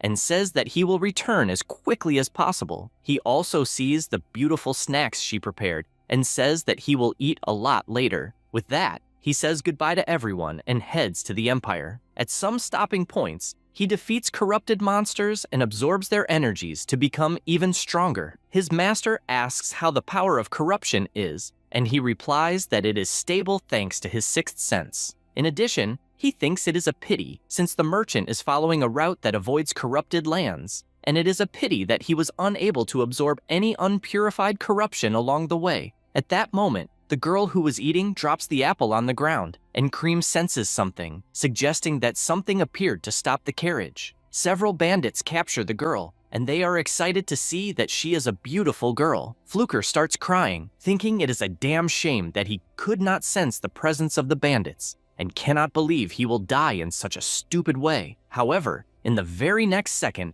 a slash appears, finishing off a bunch of bandits in the same instant. The MC appears, and one of them shouts for everyone to advance. His henchmen immediately obey, and they even ask what a little boy will do now that he can no longer rely on his weapon. The MC draws his sword once more, and, with absurd speed, takes the lives of them one by one with extreme ease until only the last bandit remains. Brock gets irritated and attacks to kill, but Crash manages to block, and the bandit attacks with greater speed, yet cannot understand how all his strikes are being blocked. Annoyed, he says that cheap tricks will not work, and the MC asks if that is really so, since he wanted to keep dealing with it without even using the sixth sense. Brock decides to use his secret technique, which will shatter the boy's sword and body with a single attack. As he attacks, he uses the Phantom Battle Axe, changing the direction of the strike almost instantaneously. The MC is startled by this sudden change, and instinctively activates his ability Ignis to block the blow, then asks whether he might be a disciple of the assassin dog, since he recognized the technique. The assassin dog is Berkman, an assassin who became a servant of the corrupter of the world alongside the white demon Bianca. He was destined to infiltrate Starden later to kill many people, but ended up being defeated by Charlotte. The MC continues the fight without understanding what is going on, because he remembers that in his past life, thanks to this event, Charlotte became famous throughout the Empire all at once, but it is still not the time for him to infiltrate the Empire. That said, he advances with everything he has, and, with a single strike, puts an end to the bandit, still wondering if it is not too early for his appearance. He feels a bad premonition about this, and asks them to quickly take the Golden Dragon herb so they can get out of that place. After some time, they arrive in Ceylon, the Imperial captain. He goes to the place where tournament registrations are done, and at the reception, there are many people. Cicely, who is the fourth princess of the Empire, is impressed by the number of people present and says that there are many rough diamonds to be polished and that she will take them all to the academy. Her servant says that this does not suit her, since His Majesty would be foaming at the mouth if he heard that. The girl asks them not to speak about her father and the hallucinations he has. This girl is the youngest daughter of the Emperor. At 7 years old, she had a brilliant mind capable of solving difficult mathematical problems. The teacher asked her to rewrite imperial history since they needed to report her talent to His Majesty. Cicely imagined becoming an imperial candidate and believes that if someone with a fragile constitution like hers were to get involved in the struggle for the throne, she would certainly be killed. For this reason, she throws the papers onto herself, since she needs to make everyone around her give up on her or she will not survive. From that moment on, Cicely used her brilliant mind to the fullest, playing the role of a completely unrestrained daughter. Eventually, even those who had praised her intelligence began to give up on her for being unsuitable for the imperial candidacy. Lena reflects that she has observed the princess for a long time, so she knows that her actions are nothing more than an act. But she noticed that lately, she seems to have exaggerated a bit. The girl, on the other hand, asks to look down, and upon seeing the MC, comments that the boy has a dark aura, along with narrow eyes and a pet crow. Cream notices this gaze, and the princess continues analyzing him, since he looks like a villain no matter how one looks at him, and believes that perhaps he is a Valheim, who is the arch-enemy of the Empire. The servant says that he certainly seems suspicious, but she would not believe that someone from the Valheim family would appear there. Cicely tells her not to underestimate her intuition, and jumps from the top of the hall, since she wants to check up close. She starts to run until she feels something strange on her foot, and begins to fall, realizing immediately that it is telekinesis. However, the MC catches her before she falls and calls her a troublesome little girl, telling her to watch where she walks. He says this and continues walking. Cicely finds it even more interesting, since the calm way the boy spoke and his attitude are those of someone who definitely knows who she is. Cream comments that it was very lucky to meet the princess, but Crash disagrees, since he would rather not get involved with her. With everything resolved, he signs up for the tournament and decides it is time to find an inn. However, everywhere he goes is unavailable, and he concludes that he will have to sleep on the street that day. At that moment, someone calls out to him. It is an old woman asking if he will participate in the tournament and saying that if he has nowhere to stay, he can lodge at her house. He looks closely at the woman, and the crow says that it is obviously suspicious as hell, but the MC does not care at all and thanks her for the offer. Cream asks if it is some kind of joke and whether his mother did not teach him that he should not serve strangers. He reinforces that he slept on the street his entire past life and is tired of that. The crow sighs deeply and concludes that that regressor is annoying as hell. Already at the old woman's house, she says that he can use the back room on the second floor and will even prepare dinner. He thanks her and believes he was very lucky since he has a place to sleep. However, this does not last long, as Cicely was waiting for him. He cannot believe it, and the crow shouts that it was obviously a trap. He knows he will be in trouble if he is discovered, and therefore believes he should just ignore her. However, she approaches and asks why he is ignoring her, since a cute girl is trying to talk, and asks if perhaps he has another type of preference. He gets irritated by this insinuation, remembering Darling's tastes,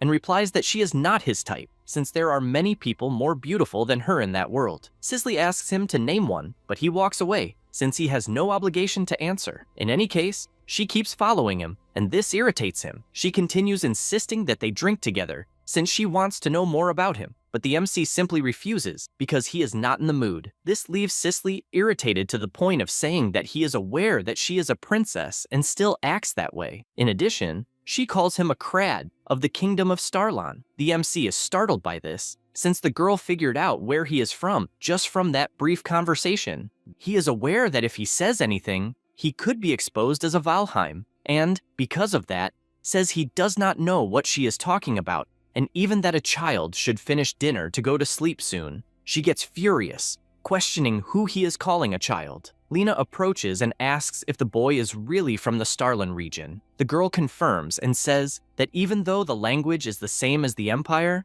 the Starlon region has its own intonation, and the accent is definitely similar to the Empire's, but the essence cannot be changed. The bodyguard is surprised, since such a subtle difference is something only the princess could notice. The girl gets excited, since MC reacted in a way that suggests he knew her, but she has no idea who he is. Lena asks if she should capture him for interrogation, and Cicely shouts, no, since things have finally become interesting, and because of that, asks not to do anything unnecessary. In addition, she asks if anything was discovered about her sister. Lena says yes, since it was as the princess predicted, because the third princess, Sigrun, is a completely different person compared to a year ago. She states that the girl is not normal. The princess finds that expression dangerous, and regrets that her bad feeling was right, and, at this rate, the first and second princes will be in danger, as a rain of blood will fall over the imperial palace. The next day, MC is passing the test with ease. It is announced that the preliminaries are over and the 4 winners must withdraw. Everyone is surprised, questioning who the narrow-eyed guy is, and whether he is a resident of the underworld. In addition to having a strange body, MC is annoyed, since the princess's expression has been bothering him since last night, as the girl can extract some kind of information even in a short conversation. However, he is relieved anyway, since this did not affect the preliminaries. This stage consists of teams of 100 people, and only the 4 best survivors advance to the final. Crash reflects that there were only amateurs, and, obviously, the overwhelming difference in power would not be a problem. At this moment, a guy laughs and comments on the suspicious body and, because of that, asks if MC is, by any chance, from the famous family of assassins, the Night Crows. He reflects on this, since this family is a group of assassins that are not from the Empire. They are feared as the most dangerous force in the underworld, and ended up becoming one of the factors in the fall of the Empire. He is aware that he does not know many details, since he is not from the Empire, but he has never heard of anyone from this family entering the academy, and because of that, says he is mistaken, as he is not from the Night Crows. The boy asks him to calm down, since he has no idea if someone is after him and only wanted to get along with some colleagues from the underworld, and, right after, says goodbye, saying it is a pleasure to meet someone from the Night Crows. MC thinks about what the boy said about someone being after him, and the crow decides to see what is going on. Because of that, he flies toward the boy and uses his mind control, making him walk back to MC. He does not quite understand what is going on, and Krim explains that it is just mind control. MC takes the opportunity to ask what happened to the Night Crows. The boy answers that they entered a crisis of destruction recently, and that this was by order of their new master, which led to their destruction. MC, intrigued, asks who the new master is. He answers that it is the second prince of the Ephania Empire, Cicely's brother. Because of that, he asks if it is really that person and what the problem is. The boy says that the Night Crows are a trap that the Empire prepared for the nobles and are being used to track and adjust their movements. The imperial family had been the master from the beginning, and the fact that the Night Crows and the imperial family were connected was something that was originally meant to be kept secret from the public.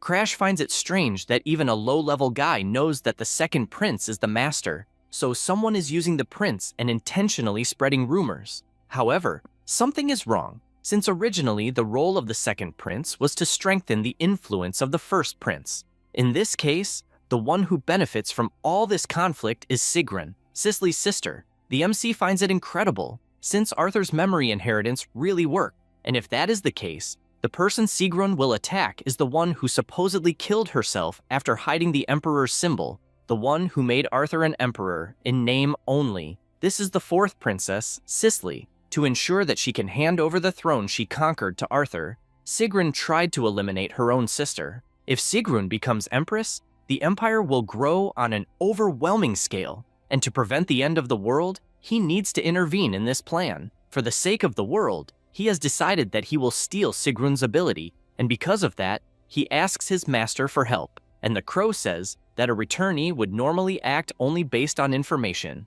but since he decided to lend his power, then he will help. In addition, he questions what they will do with the boy. The MC tells them to leave him standing there, since he has already served his purpose. Krim then decides to turn him into one of his servants, and, still using mind control, orders him to leave. The MC believes that the time has come to use their appearance, and they will meet the real Night Crow, who is hiding in the finals. This assassin in question asks another what the MC's name was, since, as he managed to impress a member of the Night Crows, he will have to teach him a lesson. Back at the tournament, in the main event, the MC wins another fight, and it is announced that Crash is the winner of match 32. Everyone in the audience starts shouting, "Night Crow," and he realizes that everyone is completely convinced that he himself belongs to that family. In addition, he also notices that the brat is watching, even after being warned. That is because, on the night after the end of the preliminaries, he was with her, and the princess comments that she heard he destroyed the preliminaries and feels disappointed,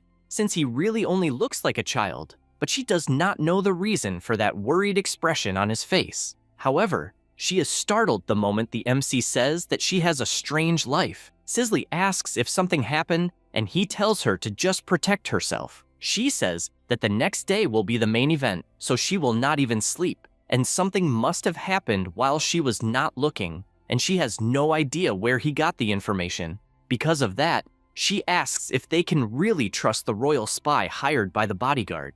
Lena says that, as a precaution, she will check again. The MC looks at her once more and believes that if she appeared in the arena even after being warned, then she realized her sister's terrible plan. With that said, he tells Krim that he wants to see the real Night Crow appear. After returning inside, the assassin appears, asking if it is fun pretending to be a Night Crow. The MC feels that he has seen that before and admits that he did not expect them to appear so soon. The boy draws his daggers and charges forward. Crash begins dodging all the attacks until he grabs his arms. However, a skeleton begins to emerge from the assassin's arm to attack, but it is useless, since with just one kick the MC destroys those bones and also lands a headbutt that breaks the boy's teeth. He warns that it is useless, since forbidden arts that use the power of world corruption do not work on him, and calls him Evelask. The assassin cannot believe how his true identity was revealed so easily. MC says that he is aware that Sirgun has his heart in her hands, and therefore asks to make a deal, since with his ability, he will be able to take his heart back, and because of that, wants her to tell everything about the princess's plan. After all, he already knows that the corruptor known as Night Crow is the necromancer Evelask. Having had her heart stolen and being kept captive by the Empire for 1,000 years, she is a corruptor. One day, Arthur said that she could be useful, but the Blue generation does not like corruptors. They only knew that she was the only necromancer in the world. Corpses do not leak information, even if the assassin's mission fails, and a necromancer who commands corpses is excellent, especially in a family famous for assassinations. MC arrives kicking the door, since before his regression, the Night Crows were eliminated before he knew their identity. But now, he will have the girl to extract information. She falls into despair since she was found so quickly, and MC, with his hand on her face, tells her to calm down, but Evelask screams, wanting to know what he will do with her heart. He says that first he will show the ability he possesses. He uses his Black Hood magic to unlock the girl's conditions, and knows that with so many conditions, a direct approach would be difficult. Therefore, he asks if she fully trusts him with all her heart, since he can take it immediately. She begins to cry and screams that she trusts him. He says that he does not just want to hear words, since he needs to see trust. He asks if she is perhaps tired of her current life, since if she recovers her heart, she will be able to stay lazily in her room all the time, letting the corpses do the work. But if she cannot recover her heart, she will have to obey the royal family for the rest of her life. She becomes desperate since she no longer wants this job and, crying, says that she has already worked for more than 1,000 years and, because of that, wants help. He reveals that she has no other choice but to trust him and asks her to offer her heart in exchange for her truest desire. Everlast continues begging since she wants to live peacefully, just playing and slacking off every day, and because of that, asks him to take her heart. MC liked those words, and because of that, now she is free. He tells her to keep the promise she made. After all, it is a trade, and guarantees that he will return it when he is finished. She laments since she does not want to work, but he wastes no time and asks what Sirgun is planning. She asks if he knows Sarah, who is known as Lena and is the swordswoman bodyguard of the 4th princess. In short, they were going to kill that girl. It was ordered to use her corpse to put an end to Cicely. The swordswoman cannot believe how she was defeated, especially by Demelia. The girl tells her to be grateful since she died for the Empire. Saying this, she drives the spear even deeper and even calls the girl Sword of Madness. Then she tells Everlast's puppet to remember that it is an order from the princess and orders it to manipulate the corpse so that it kills Cicely Ephania. She imagines that it has already been a year since she returned to the past and wants to know if Arthur is watching, since she and Sigrun are doing everything for him because she misses him. One day before the destruction, on the first Saturday after the regression, at 1 in the afternoon, Arthur says that they will meet in front of the Statue of Peace. She had been so happy that she almost jumped with joy when she heard that promise, and, after the regression, went to the place. But Arthur never appeared. They do not understand where the hell Arthur is, and it has already been a year since they waited for him. She wants to believe his words, but first, she needs to recover her former strength. She knows that she needs to work more to ensure that the mission is a success. Suddenly, she tells the puppet to wait and asks about MC, whether it happens to have his corpse. It replies that yes, and she says that it did a good job, although it is not to have strange ideas, since even if Sigrun is not there, it should remember that it has her heart in its possession. The puppet replies that it is aware and, once again, leaves. Demelia thinks it is outrageous that she is hiding such a cute boy and that it is almost a waste that MC is a corpse. The next day, Crash prepares for the fight and cannot believe that he will face the commoner Pilly in the end. On the outside, he gives a very common impression, since he is a pure boy who dreams of world peace. But in reality, he has the potential to enter the blue generation. The boy says he is sure that the MC does not want to be an assassin, and since they reached the finals, he says their entry is guaranteed, so he can stop being a nightbody and have a normal life. Because of that, he tells him to stop being an assassin, since he seems to be a kind comrade. The MC listens to all of this and reinforces even more that the boy is truly gentle. However, he gives a warning, since clinging to hope will not allow him to overcome despair. Pilly laments being rejected, and after the judge starts the match, the boy uses the 10 steps of heaven to attack. But Crash, knowing what kind of attack it is, defends his back without even looking behind. Pilly cannot believe his feint was read, since it is as if the MC completely understands his swordsmanship. Crash imagines that the boy's expression is as if he had seen a ghost, but technically he is one, since he once took his own life. He knows that boy grew up in a region that snows all year round and developed various techniques, and, before the regression, he knew him better than anyone. The MC knows that by combining his experience with his sixth sense. Even if he moves slower than his opponent, his sword will strike first. Because of that, he tells Pilly to become stronger and lands a direct hit that was enough to win the match. Before leaving, Pilly asks if they will meet again somewhere. The MC remembers their past, when the boy said he would try even harder, since the curse had been removed from his body, ensuring that he would protect that world. The MC knows that was the first time he heard a thank you, and because of that, he says they will meet again at the academy. The boy says he understands and that he is looking forward to it. The second prince, watching the match, tells Everlast that she was truly 100% prepared and expected nothing less from a nightbody. He imagines that if he uses this group of assassins to attract 9 more, he will eventually have the throne all to himself. She says she is honored to have a favor granted to the second prince, and Siphon asks her to maintain that humble attitude. obeying like a lion dog. At that moment, they notice a strange movement, and the butler shouts that this is the second prince's location. However, he realizes they are the Black Dragon Knights and does not understand why that order is there, since they are used to punish criminals. Demelia approaches and announces that the second prince is under arrest on suspicion of the murder of the fourth princess, Cicely. The boy becomes outraged and questions why he would kill his own sister. She warns that they discovered he ordered Cicely to be killed, but this leaves Siphon furious with rage, since he never wrote anything like that to anyone. However, a voice questions who said the princess is dead. Demelia recognizes that voice, and Lena tells her to forget the murder, since not even the shadow of an assassin was seen. The woman cannot believe what is happening and why the girl is still alive. On the night Lena was killed, she was moving at high speed, since the princess's intuition was correct. That was when the girl asked if they could really trust the royal spy they had hired.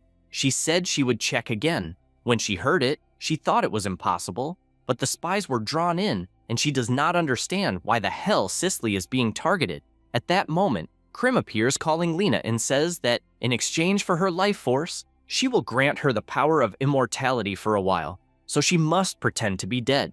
The swordswoman is startled when she realizes it is the MC's crow speaking directly in her mind. The power is drained from her body, and she questions what the hell he did and whether she really has to pretend to be dead. As soon as she says that, Demelia appears behind her and immediately drives the spear into her stomach. That made her realize that, if it were not for the crow, both she herself and the fourth princess would have died at that moment. Cicely orders the arrest of the vice captain of the Black Dragon Knights on suspicion of espionage. The guard is startled, asking what she means by spy. The princess explains that Demelia used the guards because she was convinced they were dead. Then, with a single command, she orders the swordswoman to finish it, and with a simple movement, she strikes a blow that launches the guard with full force against the wall. Demelia cannot believe how things ended up like this, since she had ordered Evelask to kill Lena, and concludes that the fourth princess is astute for having realized everything, and, because of that, her plan was ruined. She knows that this is the reason Sigrun wants to kill her sister so badly. Because of that, she places her hand on the heart inside her bag and orders Evelask to kill the princess immediately. The girl panics, since the MC has not yet stolen her heart, and as she loses control, she screams for him to save her. At that moment, the Black Hood ability goes to the heart and pulls it from Demelia's hand, leaving her unable to understand why the heart disappeared. She becomes enraged since she failed to kill the fourth princess, failed to capture the second prince, and even lost Evelask's heart, and cannot believe it was all for nothing. Only then does she come up with an idea, since she needs to kill the princess on her own, and will take advantage of everyone being distracted by Evelask's puppets. She prepares herself and advances with her absolute speed, telling Cicely to die at once. However, Crash steps in front, blocking the attack, and even the swordswoman is surprised to see who it is.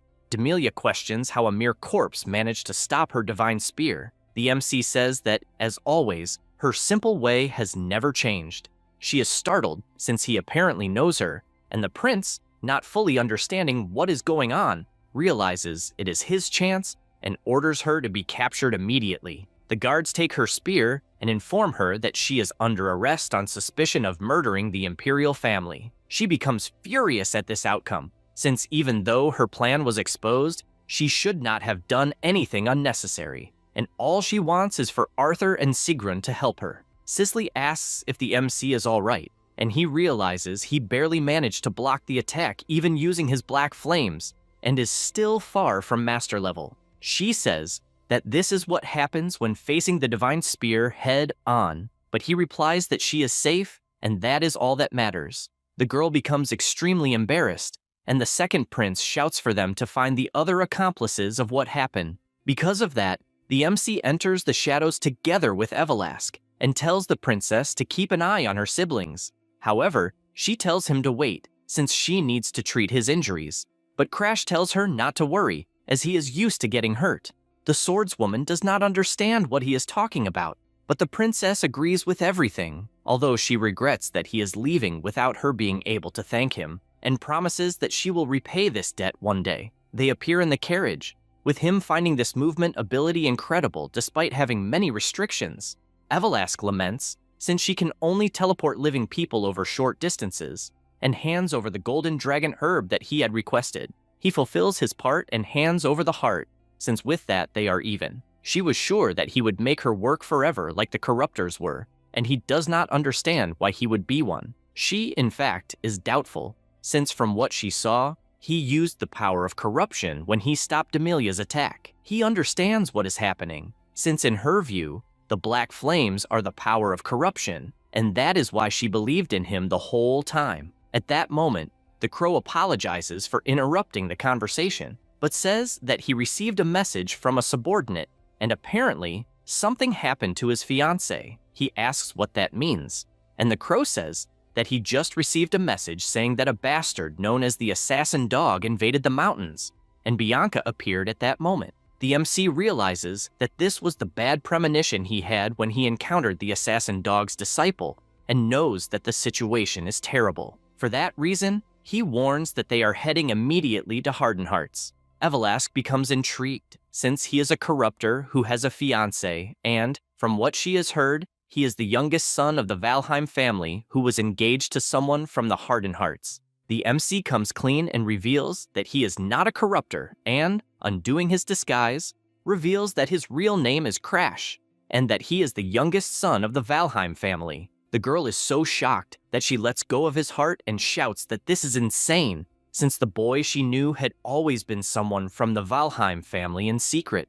Meanwhile, in the territory of the Hardened Hearts, Jenica cries, since if she had been honest, Bianca would never have climbed the mountains. Krim's subordinate asks why Bianca suddenly decided to climb the mountain. She explains that the girl couldn't find any in the market and didn't know she would be foolish enough to go alone. A few days earlier, Jenica had made it clear that she would get what that useless Valheim wanted, and because of that, her sister could return home. Bianca looks back and says that Crash is not useless at all. Besides, she didn't ask her to follow, since she only wanted a search party. The girl says it doesn't matter, since she is determined to complete this mission because she wants her to return immediately. Bianca says she understands and comments that her sister has hated her since the beginning, since she believes their mother died because of her, and says she will return home as soon as she finds the fungus. Jenica does not accept this, since she didn't want things to end like this.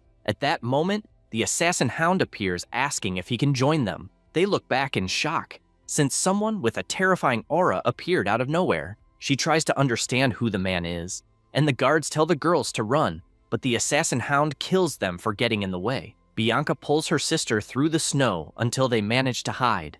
Jenica asks what is wrong with that guy, but all her sister says is that she promised Crash that she would definitely bring back the solar snowfire. Her sister says she is tired of hearing about his fiancé and that she doesn't want to die in that place, and says she has an idea, since they are equipped with a movement artifact and might be able to delay him if they reach the glacial cliff. The hound realizes they were clever, even though he sees no difference. At the cliff, Jenica apologizes, saying it is her fault, but Bianca points forward, saying they must jump onto the rock ahead. Her sister says that if they miss, they will die, but Bianca says they will die anyway if they don't jump. At that moment, the assassin appears telling them to step back and, without thinking twice, Bianca grabs her sister's arm and the two jump off the cliff. He is confused, wondering if they are trying to kill themselves, until he realizes that, in the end, there is a rock to land on and finds it amusing, since he also wants to play. Bianca tells her to trust her and, at the same instant, throws herself at the hound so the two fall down the cliff, since that is the only way her sister would be safe. Jenica remembers all of this and, crying, says that was the last time she saw her. Then, a group was dispatched to the place to find her alive, but they were unsuccessful. She feels guilty, since if she hadn't suggested the cliff area, none of this would have happened, and if she had been honest from the beginning, they would be safe in the mansion. The boy says he is sure that Bianca is safe somewhere. She tells him to stop saying nonsense, since a week has passed, and even if she managed to escape the assassin, Bianca spends all her time reading books, and there would be no way to survive in the deep mountains. The girl is actually sleeping, and in her dreams, all she wants is to see Crash. She wakes up and realizes she fell asleep again. She reflects that she survived for days with only nuts and the heat from the solar snow fungus, and at least her legs are fine. After falling off the cliff with the assassin, she kept climbing to higher places to send a request for help. Eventually, she reached a place where solar snow fungi grow in abundance. She picks up these fungi with her hand, since, as the name suggests, they emit natural heat. Being in a cave about to collapse, she managed to stay warm. She used a survival book as a guide and managed to treat her injuries. But between the cold, the injuries, and the lack of nutrition, her stamina reached its limit. She does not know if she will be able to hold on much longer, since she keeps falling asleep. And it is a pity, since she had promised Crash that she would deliver the fungi to him. The assassin feels relieved to finally find her, and says that her path ends in that place. She crouches down since she saw a nut, and at that moment an axe flies toward her and causes a massive explosion that throws the girl away. At that moment, the assassin dog approaches, calling her weird since her expression did not change at all, and admits that he did not expect the fiancée of someone from Valheim to be so troublesome, and that if she had behaved like a hostage, she might have returned home intact. He takes her hair ornament since he will be able to earn good money, and all Bianca can think about is that she wants to return to the Green Pine Mansion with the MC, reading books while he trains. Maybe the days she spent with him left some emotions behind, and for someone who has no emotions, she knows how valuable that is, and if she had realized how comfortable and fun it was, she would have enjoyed it more. So once again, she calls for the MC, and at that moment, he appears punching the assassin in the stomach, sending him flying backward while questioning who the hell arrived. Crash, holding Bianca in his arms, says she did very well and asks to leave the rest to him. The girl feels relieved to see him and faints. The MC tells Krim to take care of her, and the crow warns that he will not be able to intervene, since his servants are not strong enough to fight, and Evelask is still afraid of the guy. He says that is not a problem, since the necromancer teleported him to the place, and that was already a great help. Krim says that last time he escaped by luck, but states that unfortunately the assassin dog is stronger than him, and therefore asks if he is sure he can win. The MC replies that it does not matter how strong the guy is, since in the end, he will win. Bergman asks who he is and why he is intervening. Crash tells him to give it back, but the guy does not understand what, until he takes the ornament back since it belongs to his fiancée. Immediately, the assassin dog advances since he is facing the famous brat from Valheim, and soon the MC realizes how fast the guy is, since he can barely keep up with him using his sixth sense. Bergman says that if he takes both of them as hostages, the price will increase tenfold. Both begin to exchange blows, and the MC is increasingly pressured. The dog wants to see how long he will be able to block the attacks, until he lands a direct hit on the sword that sends it flying away. Then he approaches since the game is over, but finds it strange since Crash disappeared and he cannot sense him anywhere. The MC appears behind the opponent and lands a close-range strike strong enough to crack some of the guy's ribs. However, the MC picks up his sword again since he needs an even stronger blow, and so he advances with his Ignis ability. The guy does not understand what the hell is happening and activates his Ghost Link, which puts the MC into a kind of illusion. The dog takes the opportunity to approach and asks if he believes he will be able to endure this. And since the search party will arrive at any moment, he decides to deliver the final blow to end it all. The MC knows that this is a secret technique that manipulates the sense of aura through sound. Before his regression, he would have been defeated in an instant, but he has already overcome this many times, and his hypersensory perception through the flow of mana can activate the mind's eye. He is aware that he cannot show all his cards. Meanwhile, Bergman wonders if it was a bluff, since when the MC blocked his axe, he showed a movement that was far from normal, and he does not know how long the phantom bond of such a dangerous power will last. And he was right, because out of nowhere, the MC breaks free, and the dog laughs, as he was sure he was not an ordinary prey. He realizes he will have to be more careful when approaching, but finds it strange since Crash is not reacting to his provocations. This makes him consider that his ability is finally taking effect, and so he activates the Phantom Axe, as he must continue attacking until he tires and wants to see how long he will endure this endless illusion. The MC blocks as best as he can, even with some attacks passing through his defense. And Krim becomes worried, since at this rate, Crash will really die. Evelask asks if it is really fine to let him die in a place like that, and wonders if she should help him, but she is aware that if she defeats Bergman, it will be extremely problematic, since his master, the Mad Dog, will hunt her down for revenge. She watches the course of the battle and decides that despite her hesitation, she must repay her debt and cannot abandon her benefactor. However, the crow throws her away, telling her not to interfere, since it was the MC himself who chose to deal with the situation alone. Because of this, he asks her to trust the man who restored her heart, since he has the mental strength to carry the fight to the end. Evelask says that is fine, but warns that if Crash dies, she will resurrect his corpse. The MC realizes he is at his limit and has been reading the assassin dog's attacks using his mind's eye, but his aura is exhausted. So, from that moment on, he needs to trust his instincts. However,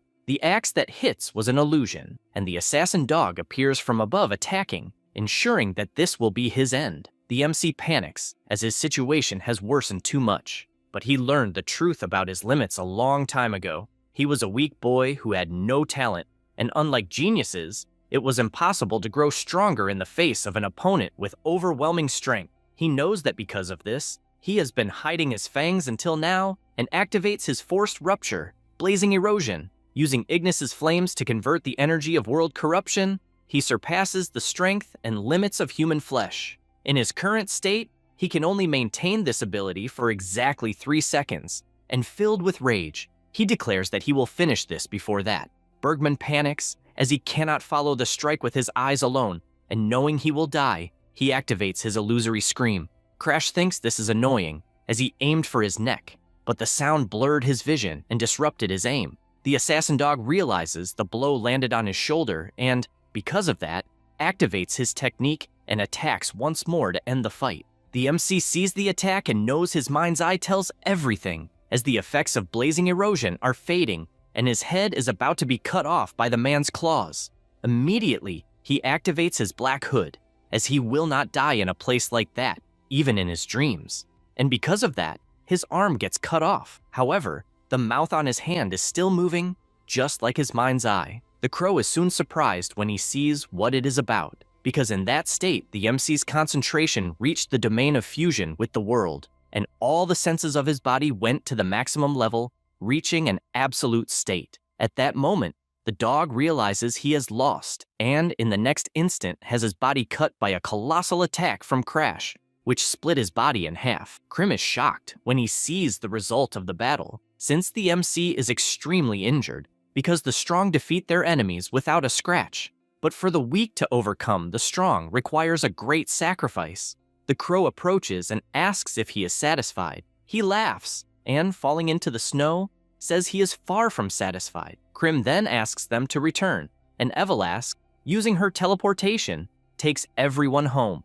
Now, an event in the past life, before the regression, Bianca says that if she could express her emotions, the world would not seem so gray. Crash listens quietly, and she asks what would be worse, having emotions or having none, and comments that, in any case, he would not care if she died. After all, they are practically strangers now. He says the family decided this on their own, because the head of the Hardened Hearts simply lost his mind one day and beat his entire family to death before taking his own life, and Bianca was the only survivor, saved by the second daughter, Jenica. In response to the tragedy, the Valheim house considered the marriage alliance worthless and unilaterally broke the engagement between Crash and Bianca. Thus, that meeting was arranged only so they could say their final goodbye. The MC says he is aware that they will not see each other again and asks her to consider what he is about to do as a warning, since he will not be by her side if she gives up on living.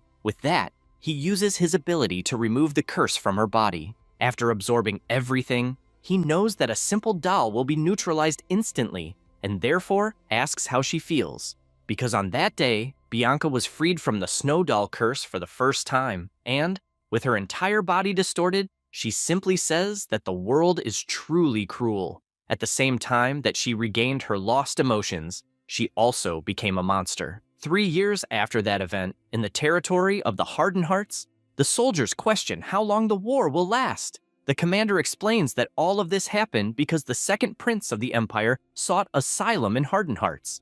The prince possesses information that could shake the very foundations of the empire, and that is how the war began. He says that the White Phantom killed the Poison King out of revenge and isolated himself in the ice pavilion of the Northern Sea. An explosion occurs at the site, and the MC on top of the hill questions what the soldiers of Starlon are doing, since they are responsible for the supply depot, and does not understand how they can be so careless. At that moment, the soldiers appear shouting for everyone to stay alert, since Crash is a member of the Blue Generation. He begins to flee, since he used too much of his curse, to the point that not even a saint could heal him, until he reaches the destroyed castle. Unable to believe that he has no choice but to ask Bianca for help, he starts knocking on the door, asking her to open it, until a glow appears from inside, and several ice arrows fly toward the soldiers, finishing them one by one. She says it has been a long time since she last saw him, and, with a sword in her chest, asks if he is okay. The MC cannot believe what he is seeing, and asks if, by any chance, the wound was caused by the son of the Poison King. She simply asks if he remembers what she asked before, about having emotions or not, and which would be more painful. Then she explains that on the day of her family's incident, Jenica said she never truly hated her from the bottom of her heart, and that she only hates herself for hating Bianca, and that she is a child who did not deserve to be hated. Bianca heard all of this, and, at that time, it was as if she had no emotions and did not understand what they meant by a contradictory feeling. Because of that, even when the family fell apart, she felt nothing. But at that moment, she knows what emotions are, and finally understood their words. And her sister truly loved her. She cried a lot, since she wished her emotions had awakened earlier, and maybe she could have shared the sadness she went through with her family, that, perhaps, could have allowed her to stay together with the MC. After these memories, the MC wakes up, since he had that dream, and, calling out to Bianca, the girl appears, grabbing his arm, as he is finally awakened. He wonders if that place is Hardened Hearts, but she asks about his arm, if it still hurts. Meanwhile, Crash's concern is why the hell she climbed the mountain alone, since if it weren't for Krim talking about what happened, he wouldn't have arrived in time. She becomes confused about what to answer, and says she just wanted to give the solar snow fungus. He takes a deep breath, takes something from his pocket, and hands her her hair ornament. He also apologizes, since he couldn't wrap it very well, and, with a smile, says that he can finally prepare the elixir. She sees all of this and just thinks that she has no emotions, and even with him risking his life to save her, she cannot feel joy, nor anger, and much less sadness. She reveals that she feels frustrated to the point she can't stand it, and doesn't want to stay like this all the time, since she wants to smile with him, and also wants to cry. And when he is angry, she also wants to feel angry together. Having said that, she says she would hate for his emotions to disappear along with hers, and that if he can no longer smile, then she doesn't want that either. The MC tells her not to worry, since the effect of the curse is reduced by half for anyone who is the target. She holds his hand and says that, if that is the case, then she asks him, please, to bring her emotions back. Crash says there was no need to even ask. That's because the second unlocking condition has been met, which was to become the most important person to Bianca. By doing this, all emotions surge in her mind, and seeing him smiling, she can't hold back and runs to hug him. That's because if she could express her emotions like this, at least the world wouldn't seem so gray. After a while, she stops crying, and the MC asks if she is feeling better. This makes him imagine that she has returned to that impassive state and is probably having trouble processing these emotions. Suddenly, Jenica knocks on the door, asking if she can come in, and when she does, she is startled, as she doesn't understand what happened to her sister's eyes. Crash simply asks what she is doing there, and she replies that her brother invited Bianca for lunch, and since the MC cannot move, she decided to bring his meal upstairs. Crash imagines that she wants to talk to Bianca as family, especially since she didn't even look at him. In his past life, Jenica apologized to Bianca, and he wonders if she will do the same. Because of that, he gets his fiance's attention and says that if Jenica tries to change her attitude, she shouldn't feel the need to forgive her, since if she doesn't like it, she should just ignore it, and when everything is over, they will return to the mansion together. Bianca hears this, shakes her head from side to side, and opens a smile, saying that she is very happy now. The MC says goodbye to her, and, after everyone leaves the room, he tells Evelask to lend an ear for a moment, since he wants to hear what the family wants with Bianca. Even before hearing anything, he guarantees that if he hears something wrong, he will sink that house into the ground, and the crow warns that he is not in a position to worry about his fiancée, since he doesn't even have an arm, and asks if he can really steal his immortality in that state. MC asks not to get irritated, since an injury like that is nothing for a saint of the Holy Land, as she would heal it in the blink of an eye. One of the 4 nations, the Holy Land of Freeman. It is said that the saint there possesses a divine power granted by God, even capable of resurrecting the dead. Krim asks if he really believes his family would spend a fortune on someone useless like him. MC laughs, since it is true, and he has been thinking about replacing him with a better right-hand man. Krim is startled upon hearing that, and questions if that is the reason he recruited Evelask. He says yes, since if it is her, stitching the right arm of a dead man should be child's play. The crow cannot believe he wants to use the girl to the very last drop. He reflects that, in fact, it is just a coincidence, as he does not exactly plan to lose an arm, and says he plans to meet the demon of the sword. The crow is startled, since he knows who he is talking about, and questions if he really found his remains. That is because the demon of the sword was a legendary swordsman who once shook the world. He was a genius of quick draw and killed his enemies without them even seeing the sword. Krim shouts that he does not agree with this, since the swordsman was his masterpiece, and because of that, he will not let him lay his hands on him. MC warns that he needs to become stronger and therefore must recreate him, just as he recreated the demon of the sword. The crow tells him to be quiet, since that is exactly why he preferred that loser of the blind sword over him. MC simply says that he is aware that his master cares about all his subordinates. In addition, he knows that finding the weakness of Crimson Garden is quite simple. That is because this guy sees the world through the eyes of his subordinates, and that is why he unconsciously grows attached to them. Since he has the saint on his side, if he continues healing his subordinates while torturing them, he will end up revealing the location on his own. MC saw this before the regression and thought it was insane how Arthur did that. He reveals that the demon of the sword died of old age, but his style has not died yet, and since he knows his master can see everything, then all he needs to do is transplant the demon swordsman's arm into himself, and with that, he will be able to bring the legendary techniques back to life. The crow becomes undecided about this and asks to wait for 2 days. MC thanks him and imagines that this resolves the situation of his arm. Now he only needs to see how the house, Valheim, will react to the news he sent and still needs to settle his matter with the Hardened Hearts regarding that arm. In addition, he is worried about Ariod, since even though he was informed, he must still be concerned. He lies down on the bed, since he is tired, and Evelask remains relaying the communication through the rat. Bianca refuses the request, and Mariakan, who is her brother, says that he has already settled matters with the vassals, and, because of that, she must hand over the position of fiancé to Jenica. She replies that she may be a child, but when there is something she wants, she will never let it go. Because of that, she assures that she will not give up her position as fiancé, and it is the only thing in the world she intends to protect. Her brother becomes enraged and questions how she can endure that position while being a discarded cursed doll. Jenica stands up, saying that he is going too far, and the boy simply says that he is stating the facts. Bianca says that she does not know exactly what her family has done for her and, in fact, does not care at all about what happens to the house, since none of them truly care about her. Because of that, she reveals her decision that even if she is expelled from the family or loses everything, she will stay by Crash's side. Her brother stands up furiously until MC appears apologizing for interrupting the conversation and says that he heard some things in the corridor that he could not ignore. Mariakan becomes concerned and says the boy is injured and therefore should be resting, but he says that there are 2 rumors spreading lately. The first is that Crash saved his fiancée by defeating the assassin dog, even at the cost of losing an arm, and the other is that the security of House Hardened Hearts is pathetic, to the point that they couldn't stop an assassin dog.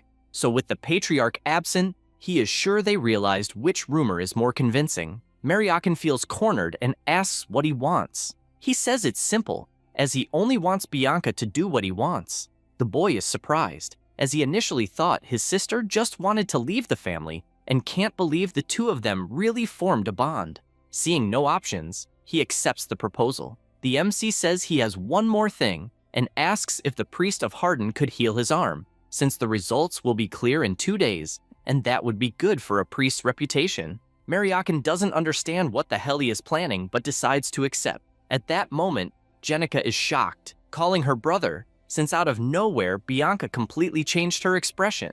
Meanwhile, elsewhere, a man reads the report and, in an imposing manner, says the name Crash. 2 days later, in an open field in Hardin Hearts, the MC continues training and thinks it is harder than he expected. Combining the quick draw technique of the sword demon with his single strike ability requires terrifying concentration. He is trying with only one arm and realizes that the fact that he is an idiot hasn't changed. Even so, he is relieved that the curse of the snow doll worked. Thanks to that, the flow of the immersion poison was neutralized. Now, he possesses blazing erosion. By burning the energy of worldly corruption absorbed through the poison, it is possible to force the breaking of the body's physical limiters. However, everything has a price. The moment this ability ends, the user becomes incapacitated. He knows it is an absolute limit and cannot be used for long. If he could at least regulate the heat, he could extend its duration. He has cold energy, the yin energy of the moon, and smiling. This leads him to his next goal, which is the dark lunar physique of the Emperor of Flames. He is confident that once his arms are healed, he will steal that guy's curse. Sometime later, he goes to Evelask's house, and suddenly the door opens, and number 8, who is Evelask's servant, welcomes him and says her master is waiting. The MC observes those rabbit ears and thinks the interior is just as he remembered. The girl welcomes Crash, as everything is prepared for the transplant. The MC finally stands before the sword demon's arm and asks if it can be attached immediately. She says it is not impossible and that it will be incredibly painful, and if he is afraid, she can knock him out. He says it's fine, as he is used to pain. She warns that she doesn't want to see him crying in the middle of the process. He lies down beside the arm, and the girl begins the procedure. The arm begins to fuse with his body, and he feels a surreal pain. The regeneration of the fusion is completed, and now Evelask moves to the final step, which is the connection of the nerves, causing another terrible pain.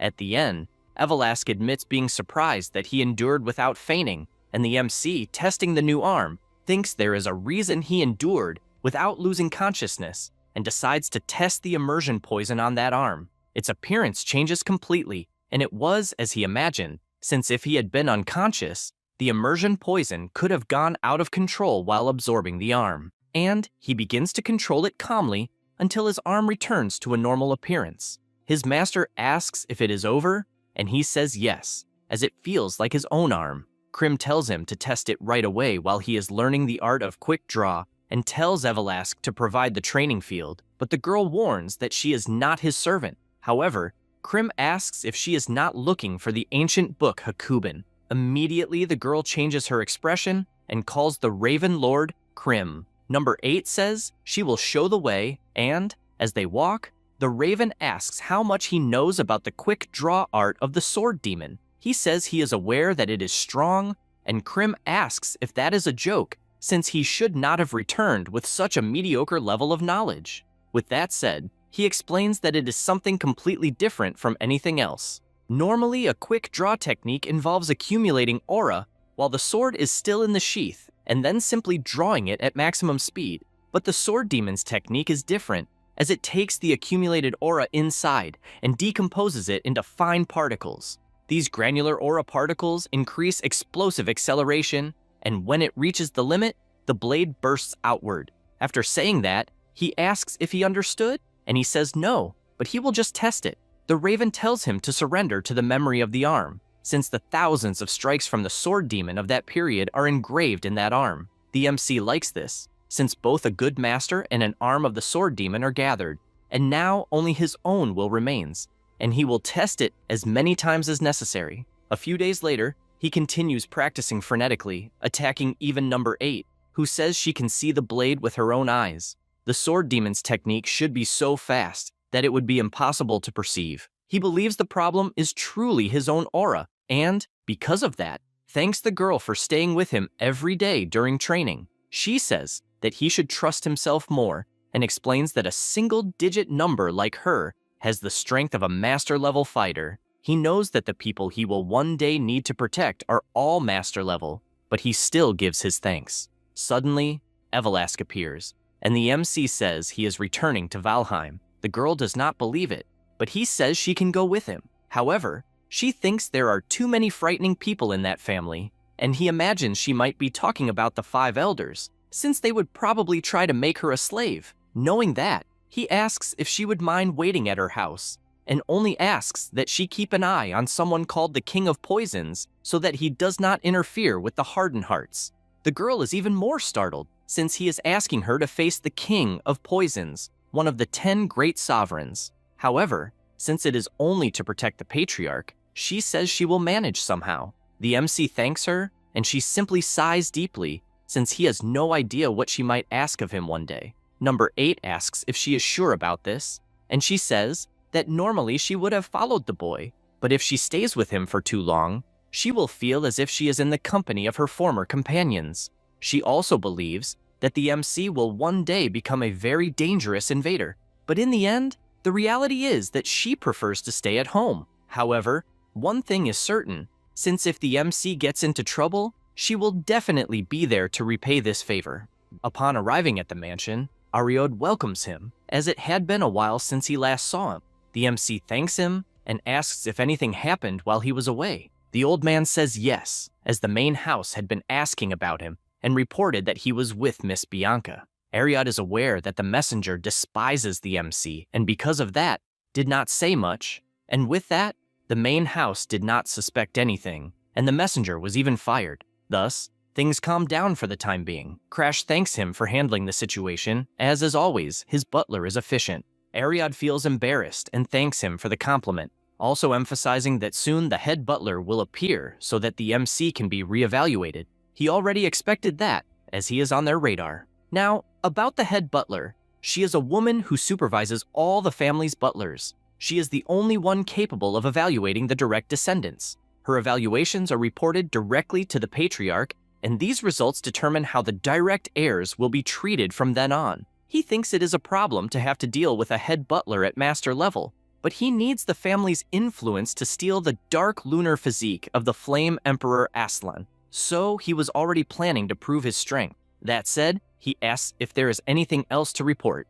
Ariod says that Darling also left a message, as he wants the materials as soon as he returns. The MC knows how impatient the boy is, but thanks him for all the reports. However, with a trembling voice, the old man says there is one more thing to report, and says that Charlotte is returning and, to be more specific, she is currently staying in his room. No sooner does he say this than the girl appears. Jumping down from the top of the mansion, the MC is startled, although he knew that sooner or later she would appear. His sister says that she waited too long and almost died of boredom. Crash apologizes, but thought she would take a little longer. She laughs, as she did not know she was supposed to take longer, and, releasing her aura, asks if he is serious. The MC is startled by all that pressure and questions himself if she has already surpassed the master level. She laughs once more, as she is joking, and she even heard that he fought like a hero to save his fiancée. When she tries to touch Bianca, the MC pulls her away to prevent it, and she assures that she will not steal his wife, and even asks him not to look at her in such a suspicious way. He says he was just surprised that she invaded his house without even warning him. She finds it funny that he is speaking as if the house were his, and once again releases her overwhelming pressure and says that the mansion belongs to the Valheim family, so the house belongs to all of them. She only appeared at the family's house, and he is acting like that, and she finds it a bit too much. The MC is frightened, as his sister is just like his mother, as she gets irritated over anything. Therefore, he asks if she is angry. She replies that she is not, as she believed they were close and, because of that, wants to know why he kept it a secret. After all, he made a contract with a god, and even reached mid-level specialist rank, so he has certainly grown. He is surprised that she knows so much and cannot believe that she has already awakened the perception of the mind's eye, which sees through everything. In addition, she mentions that she senses something dark in him, like a curse, and he is shocked to hear that and finally understands why the assassin hound could not defeat her. That is because what Charlotte awakened was not the mind's eye. It is the next stage of seeing the world through the stars. It was the stellar eye. She can see even the world corruption, and the assassin hound's illusions did not work on her, which means she saw through his current state. He remembers that before, when he was with Krim, he asked how the black flame looks to others. His master replies that it only looks like a threatening black flame, and there are only a few humans in the world who could identify the power of world corruption, just as he can see the stellar mark on his servants. In addition, Krim emphasizes that he is fundamentally different from others, as he has corruption mixed with his own aura, so most people would just mistake it for a curse. After remembering that entire conversation, he realizes that the world truly has not changed after returning, and that he cannot lower his guard. After all, the moment she realizes that he can control world corruption, she will definitely try to kill him. She approaches and says that he has a lot of equipment and is probably as greedy as she is. Charlotte tells him to leave Bianca in the room, as she wants to see him at the training field. Then, releasing her aura, she says she wants to test his current abilities.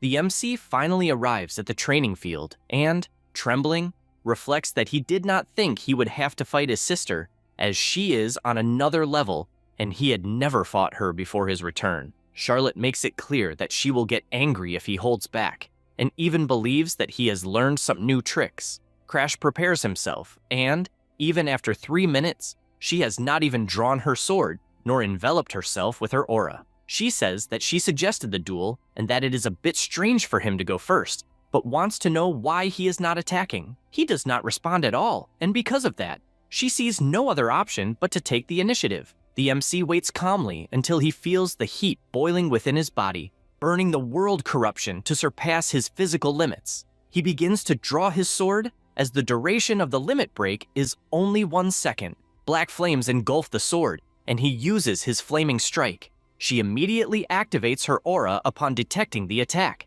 and both swords collide. Charlotte realizes that her brother gave it his all from the start, and because of that, she cannot falter. He raises his sword and, without thinking twice, activates the celestial sword, cutting the wind with his black flames.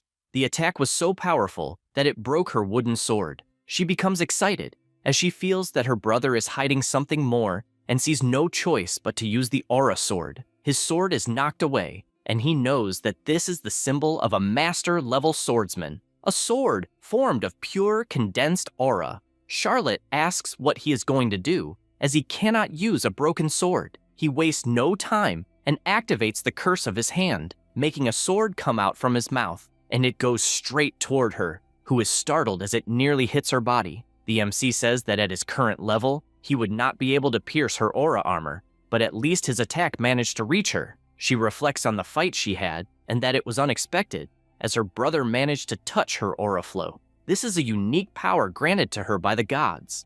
It is an immense current that constantly surrounds her entire body. It is an absolute barrier that no one weaker than her can ever break, and no one at her level had ever managed to touch it, and she never imagined that Crash would be the first. She is aware that she was holding back and did not use any swordsmanship technique. She only used her aura as a blade until the end. She believes that if the attack had truly connected with her body, she would most likely have died in that fight. At that moment, the butler greets her, and she says that the MC's arm seems to be fine, and that she was worried at first, but is happy that everything is fine. Crash, after the battle, lost consciousness. Charlotte comments that Crash mentioned he would go to Raherm Academy, and that there are only 3 weeks left until enrollment, and because she is his sister, she will go ahead and wait for him. A few days later, in the alchemy workshop, Darling, with his usual smile, says that the elixir is complete. The crow realizes that the boy indeed has talent in the subject and tells the MC to ask if there is a training field nearby, since it is better to take the elixir in a wide open space. He asks this, and Darling replies that there is, and that it is actually a great idea, since it is a specific type of medicine. Crash does not understand what he means by that, and then arrives at the place shirtless to take it. He thinks taking the pill was quite easy, but does not understand the malicious expression on Krim's face.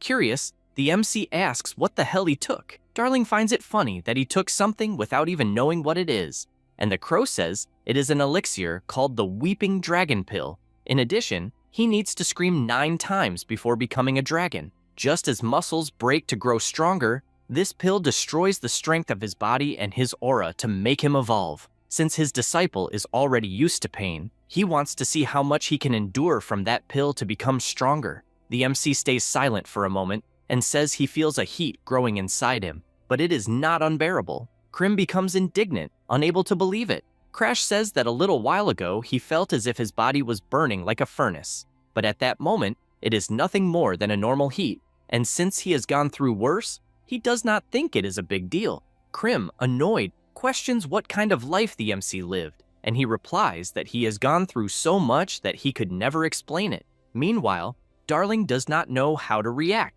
since he is seeing Crash talking to a crow. Krim thinks it is unfortunate that it has come to this point, but asks him to focus to achieve the highest absorption rate. He does so, and the crow finds this concentration incredible, and believes the MC is a man who endured the agony of having his internal organs burned and his nerves reconnected. But that is exactly what makes him dangerous. That is because, of all the returnees he has seen, he is different. He simply endures pain because he is obsessed with achieving his goal. However, if he reaches his limit, he will be forced to see him get back up again, because that is the promise they made to each other. Crash feels as if he is diving.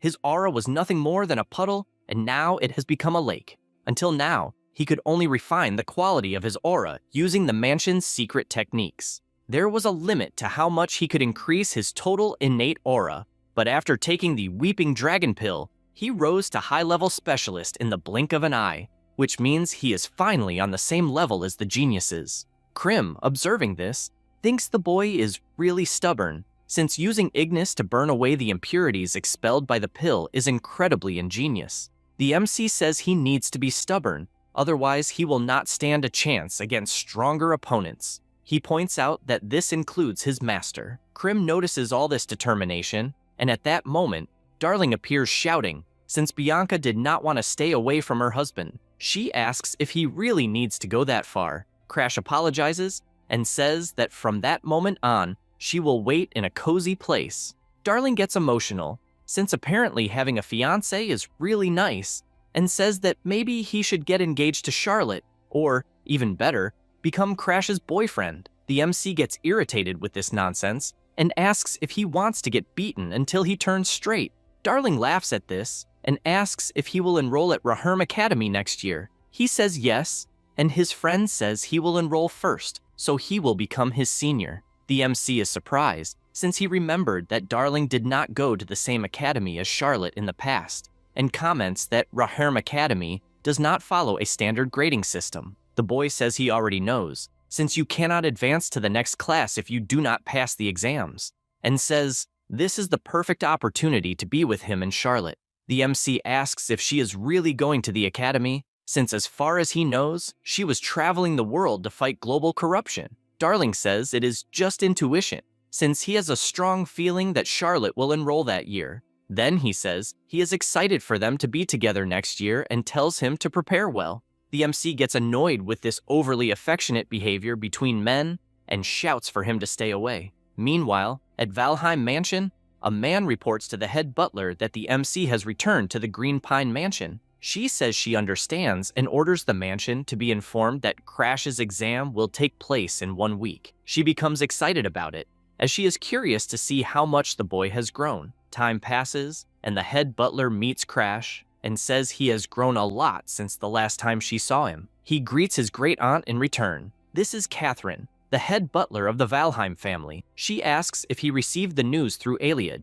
The MC says yes, since he is aware of the exam he needs to retake. She says she will need to reassess his abilities, since he even defeated a master-level assassin dog. He tries to say it was luck, but she, excited, says that luck is also a skill. Crash realizes that it seems he will not be able to avoid this conversation and she, without wasting time, says that if he cannot stay at the same level as Charlotte, he will have to give up the position of head of the family. The MC is surprised hearing this. When the destruction of the world caused by corruption approaches, strength will become more important than lineage, and even if someone is a commoner, an era will come where the strong will become emperors. He likes that, since it is natural that such a future could not be imagined at that moment, but he found it amusing in its triviality. Catherine finds it strange that he is laughing out of nowhere, and Crash asks if becoming the head of the family is really that difficult, since a seat worthy of the strong will be prepared for them,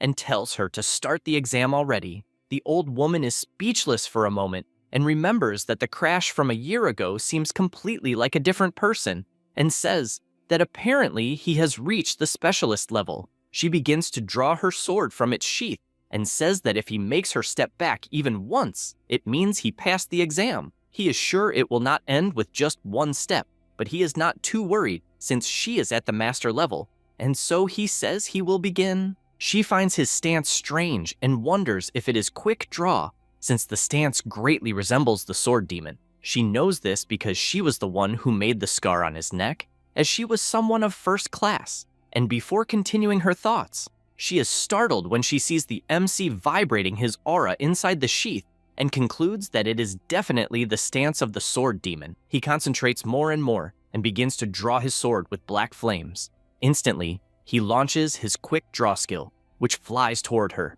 Catherine firmly holds her sword and says she does not know where he learned that technique, then, repelling all the attacks, concludes that he is without a doubt not the same person as before. They stare at each other for a moment, and the old woman notices something strange with her sword, since it could not completely withstand the attack and broke in half. She smiles since she did not expect it to break even though it was an old sword, and because of that, she tells him he passed the exam. Having said that, she prepares to leave, but Crash tells her to wait and shouts that he wants to join the Seikai Order of Knights of Valheim, which is currently staying at the Red Magic Tower of Halgrim. She is aware that it is not a high-level order, but rather a mid-level one, and asks if she understood correctly. He replies that yes, and she soon notices that his eyes are planning something hidden. Anyway, she says she will consult the commander of the knights, and leaves. He falls to the ground since he went through a tough time, and at that moment, someone approaches him, saying that they heard from Charlotte that he endured about 7 steps. Immediately, Crash recognizes that voice and asks if it is really his father who is there. His name is Balrog, Martial Emperor, and head of the Valheim family. The MC immediately feels that overwhelming presence, and Balrog says that the hesitation disappeared from his eyes and tells him to rest since it seems he has grown very well. He is surprised hearing those words and wonders if his father came to the mansion just to say that. Balrog says that they are returning to the Forbidden Territory. 3 weeks later, in Halgrim, a free city of the Red Magic Tower, Bianca says that she is finally getting to know that city, but Crash tells her to be careful because the mages of that place are all magical supremacists and despise anyone who is not a mage. She says she has already read that in books, and that is why the Red Magic Tower, where the King of Flames resides, became the greatest tower of magic. He is surprised since she knows it well. In addition, he knows that it is the place where the most dangerous regressor is. Of the 3 who inherited the memories, this girl reached the peak the fastest, the Red Witch Abala. He starts to sweat coldly since he needs to make sure she does not discover that he is a regressor, and as soon as they finish their business, he will leave as quickly as possible. And they go to a shop, and Bianca, curious, asks how he knew about that place. He explains that it is a famous shop, known only by those who have knowledge of it, and there are people who eat the food from that place every single day. Lilina, who is a maid of Aslan from the Ygritte family, is eating the master's bread, and the MC questions whether it is right to do that since the girl definitely has not changed at all. She, very happy, says that she will come back another time and hopes that her master will be satisfied. Krim, watching her, understands that she is indeed the person the MC mentioned and asks to follow her to obtain more information. He knows it will take time, and because of that, calls his wife to eat something delicious. After doing that, the 2 leave the restaurant, and the crow appears, annoyed that they ate without him being present. The MC asks how it went, and he replies that after what happened at the mansion, he discovered that the grandson of the Emperor of Flames Aslan Ygritte, tried to take his own life. The maid was upset about that situation, and all Aslan asked was to be left to die in peace, since there is no longer any reason to keep living. The maid told all of this to the crow and asks what he thinks they should do. This is because 1 week ago, the boy tried to poison himself, and right after that tried hanging, besides not eating anything. And if he continues like this, he will definitely end up dying, and she laments it since her master was not a weak person. Suddenly, the MC appears asking if he wants help with that. He says that he thought Krim had been getting chubby lately and found out who was feeding him. Having said that, he introduces himself as Crash, the youngest son of the Valheim family. Lilina finds it strange since, as far as she knows, the Valheim family is the most powerful martial family in the kingdom, and by any chance, the son of such a prestigious family is listening to other people's conversation like that. He explains that he overheard it and thought he could help.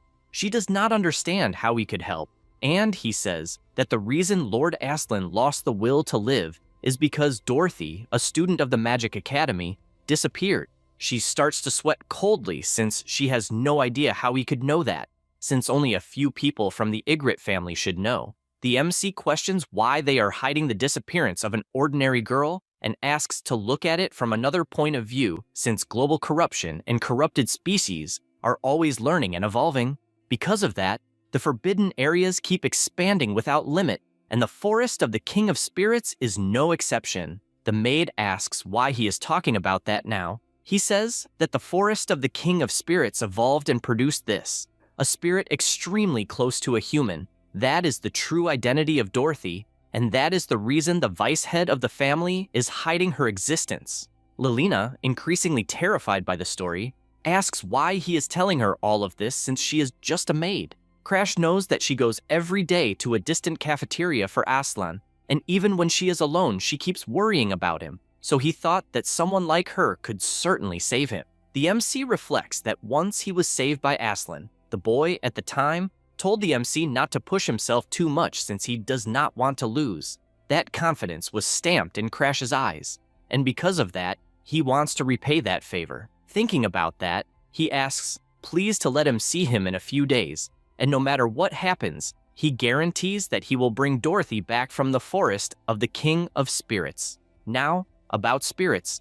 They are a type of corrupted creature that threatens the world. They live in the forest of the King of Spirits, a forbidden area around Helgram. The magic tower acts as a great barrier, fighting on the front lines. Krim, in her girl form, says that to enter the forest, she needed an investigation pretext. That is because she has the form of a girl who is from the Global Corruption Investigation Team, whose name is Milsis. He explains that he is being watched by the main house, and because of that, asked to join the Psychi Knights of Helgram. She is aware and says that it is one more problem to deal with, but anyway, hands over the badge necessary for the mission. He is surprised to see that she is already third class, and asks if she is trying to become captain of the whole damn thing. She says she does not want that, and is only in a high position because of her competent subordinates.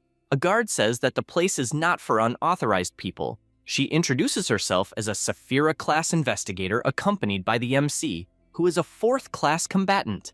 The guard realizes that they are indeed called for the investigation, and just asks them to be careful since the luminous pole of the spirits is dense that day. A little after entering, Krim asks to go back, and the MC says that she has been acting strange since the previous day, and that is bothering him. She reveals that a long time ago, a subordinate of the Ygritte family took a spirit out of the forest. That subordinate and the spirit traveled together. The MC asks to wait because it sounds like the story of the first spiritualist. As soon as he says that, the spirit of chaos appears on his back. This is the spirit of chaos. When the first spiritualist left this world, the spirit, without understanding death, believed it had been abandoned. Alone, it lost control, and in just one night, an entire city was destroyed. The Ygritte family had to take responsibility, and since then, making contracts with spirits became taboo, and they came to be creatures that must be exterminated. She says that apparently the monster wanted to return to the forest to recover its original form. However, he lost his reason, leaving only aggression, since the spirit of chaos is out of control upon recognizing Krim. She laments that things ended this way, and says she will resolve it with her own hands, although, unfortunately, that body does not have many abilities, and, therefore, they must emerge. The MC says that it is not necessary, because in his past life he was responsible for defeating the spirit of chaos. The monster begins to attack, and he, using his sixth sense, dodges and blocks those attacks. Before the regression, he had difficulty because only skill-based attacks worked against that spirit, but currently, he possesses more aggressive abilities. He prepares his sword, and the monster wastes no time trying to attack him. He takes a deep breath, as he is much stronger compared to the past. Then he uses his flaming slash, which is more than enough to split the monster in half. He realizes that the attack was weaker than expected, and it must be because it was somewhat purified within the forest. He uses his black hood to absorb the spirit's curse, since he possesses a surreal regeneration. He feels relieved, as he can now absorb the power of corruption without needing to destroy it.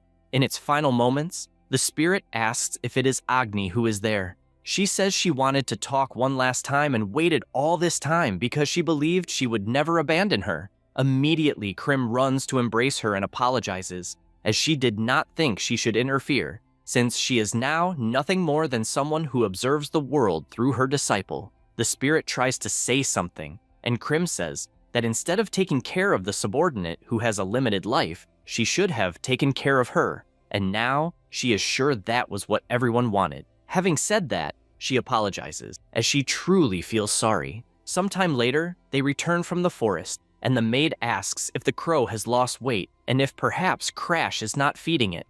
The MC asks if it is some kind of joke, since the Valheim family does not skimp on food, but his main concern is whether he will be able to see Aslan.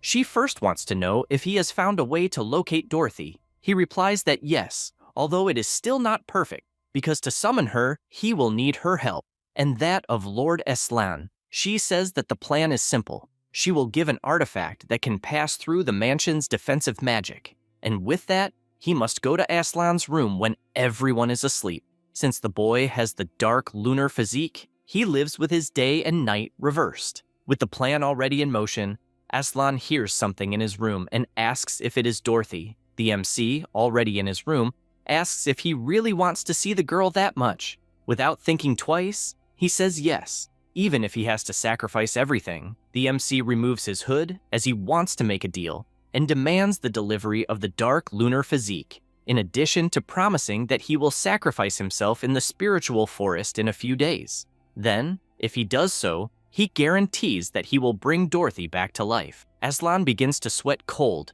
as it seems more like a demon is standing before him. The MC asks what kind of rudeness that is, since if he were a demon, he would have torn off his limbs instead of suggesting a deal. Aslan says that he had already planned to take his own life, so this request for sacrifice is a good condition for himself, and also questions whether he even knows what the dark lunar physique is, and, if so, is still asking for it.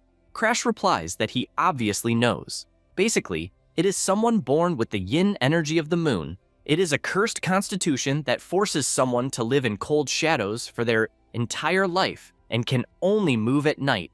In other words, it is a fatal constitution for the Ygritte family, which needs to master yang energy, the energy of fire, but for him, it is the perfect material to break his limits. He asks if that explanation was sufficient and then introduces himself, as each one is a useless member of their own family. In addition, he asks if he is not curious about how he will bring Dorothy back to life. Aslan becomes a bit apprehensive, but accepts the deal, wanting to know more about it.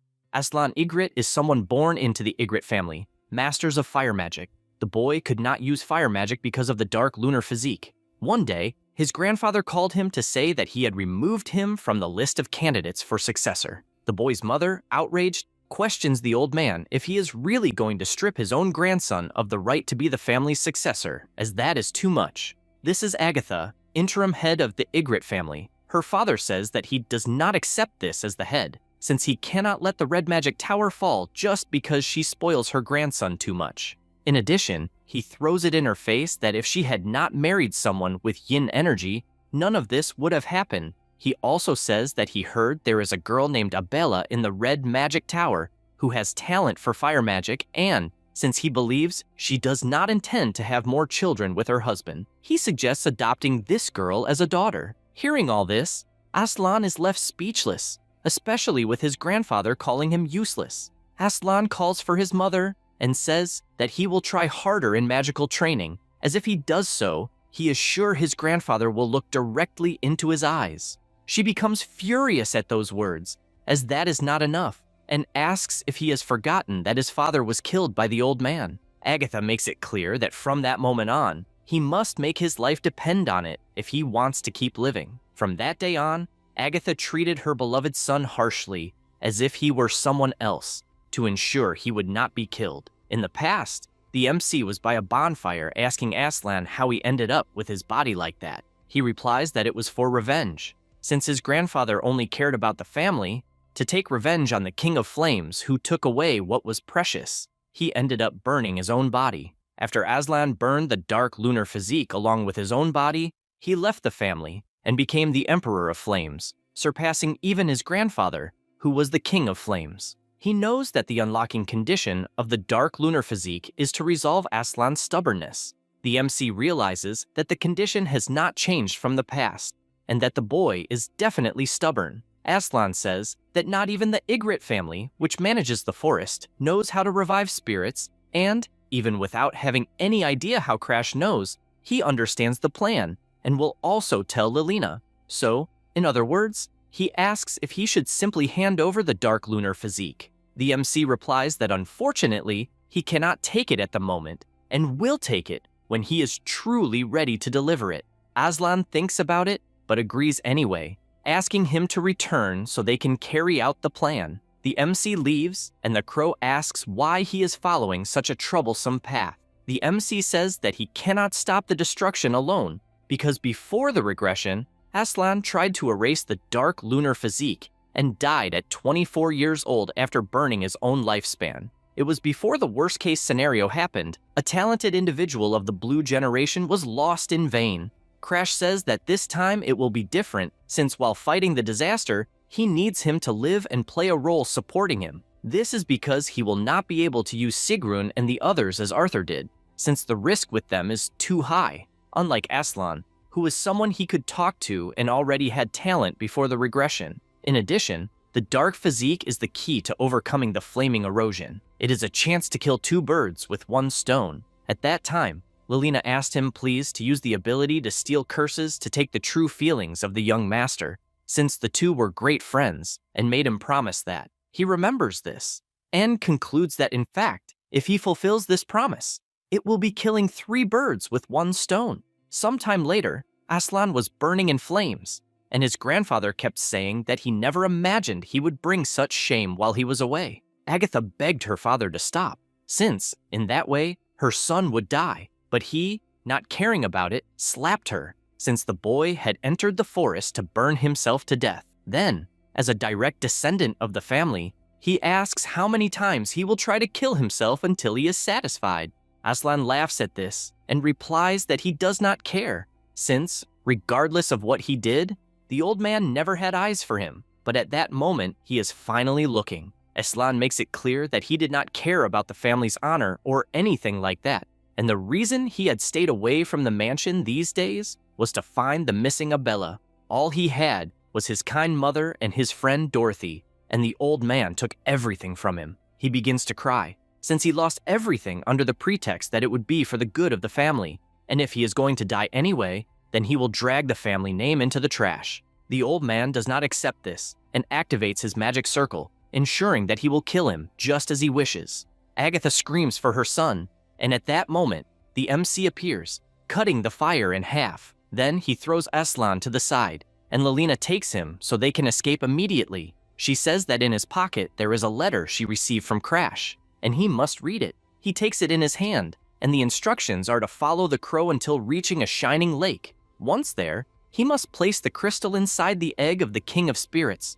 Upon diving, Dorothy will probably come back to life. Lilina explains that it is complicated, since, to steal the crystal from Dorothy, all they had to do was lure the interim chief, but they never imagined that the chief would have returned. Aslan looks to the side and shouts to the MC, who is facing his grandfather. He says that he does not understand why he wants the lunar physique so much. But regardless of the reason, he tells him to take it at that exact moment. As he says this, the condition is unlocked and a black vortex appears. Immediately, the head of the family notices that something is wrong, since, out of nowhere, the MC's energy became extremely stronger, and because of that, he asks who the hell the boy is. He replies that his name is Crash Valheim. The old man asks if he is the useless one from the Valheim family. Crash smiles and replies that yes, and that he is also Aslan's friend. The old man does not understand what he means by that friend comment, but he admits that he is sensing a sinister energy, or rather, a condensed curse. And apparently, his grandson did not care about people either. Adolf tells him to leave since he is far too busy with his grandson, and also has no intention of picking a fight with the Valheim family. At that moment, the MC approaches and delivers a powerful slash, since even though the guy is one of the 10 strongest people in the world, he is turning his back on a rookie. The old man gets irritated by this, since both the MC and Aslan only learn things the hard way, and a massive destruction can be seen from afar, even frightening Aslan as he imagines what is happening. Lilina tells him to hurry because they need to save Dorothy quickly, especially since Crash said they would only have one chance. He follows the step-by-step process because no matter how many spells he learned, he simply could not use fire magic and was the shame of the family, a useless person. Back then, he was standing face to face with her, and she asked if he was some kind of genius because he used a different formula. He replies that it is nothing special since anyone at the academy can do it. Dorothy thinks that is amazing because she cannot, and even at the Magic Academy, they call her a failure. Because of that, she asks him to teach her some spells that appear in the grimoire, and as payment for the lessons, she will give him food from her favorite restaurant. He knows that a mage who cannot use magic has no value, and Dorothy's presence was always mysterious. Curious, he asks why she wants so badly to be able to use magic. She answers that it is simply fun, and also asks him the same question since she is curious about him. He replies that he is the son of a prestigious family of mages, so naturally he needs to learn it. When he was younger, he used to have fun with anything, celebrating with his mother while saying that he could use wind magic. Agatha grabs him by the arm and says that from that moment onward, magic would certainly become something indispensable in his life. Dorothy comments that apparently he liked it when he was a child, and he confirms it, while also thanking her for that. She does not understand why he is thanking her. He simply walks up to her, calls her by the shoulder, and kisses her lips without even hesitating. He tells her that he likes her, and the embarrassed girl says that he is completely reversing the order of things. She was responsible for giving him a reason to live. However, one day, she got hit in the head by a machine, and Aslan falls into despair, while his family asks if he is okay since the spirit tried to involve him in a terrorist attack. Aslan tries to explain that it was not like that since Dorothy was actually trying to stop the attack. When the illegal Spiritual Research Society attacked the academy, she helped put out the fire and protected his body with her own life, and everything good that happened was thanks to her. The people around him become outraged that he is defending a spirit and cannot believe those words are coming from someone from the Ygritte family. Back in the present, those memories only make him cry until suddenly she appears in the middle of the water and hugs him, saying that she loves him too. Meanwhile, the MC is out of breath because of the battle, and Adolf admits that apparently the Valheim family received God's blessing to give birth to a monster and thinks it was not bad at all, because in terms of speed, he is already at master class.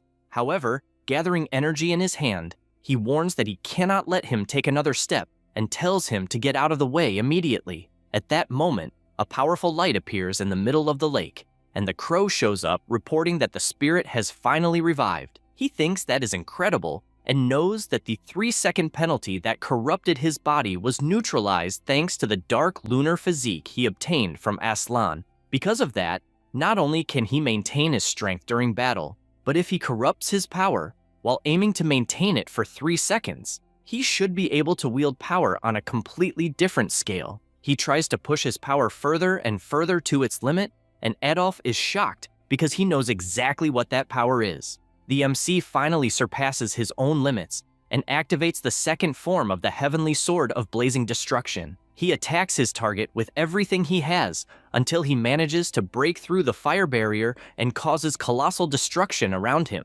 The old man, seeing Crash, thinks it is impossible. After all, his defensive magic was broken through and even injured him. However, that cost him the sword since it shattered into pieces. Adolf calls out to Crash and asks once again if he is really Aslan's friend. He replies that he is since he knows him better than he would like. The bearded man is impressed because Crash had definitely become someone great, someone whose name would be known throughout the entire world, and if he remained by his side, he could become a prominent figure of the new generation, and if Aslan stayed with him, the fame of the Ygritte family would also increase. He can only imagine that while he was away searching for Abella, Aslan ended up finding someone even more extraordinary. At that moment, an ice barrier forms in front of them, and Aslan shouts that apparently they provoked a dangerous high-level spirit and asks everyone to leave that place. The MC thinks that is incredible and calls out to Adolf, the King of Flames. He says that he is leaving the high-level spirit to him and walks away. The old man becomes furious because of that, and the forest turns into complete chaos because of all these events. That's all, folks. If you enjoy the video, subscribe and hit the bell. Thanks.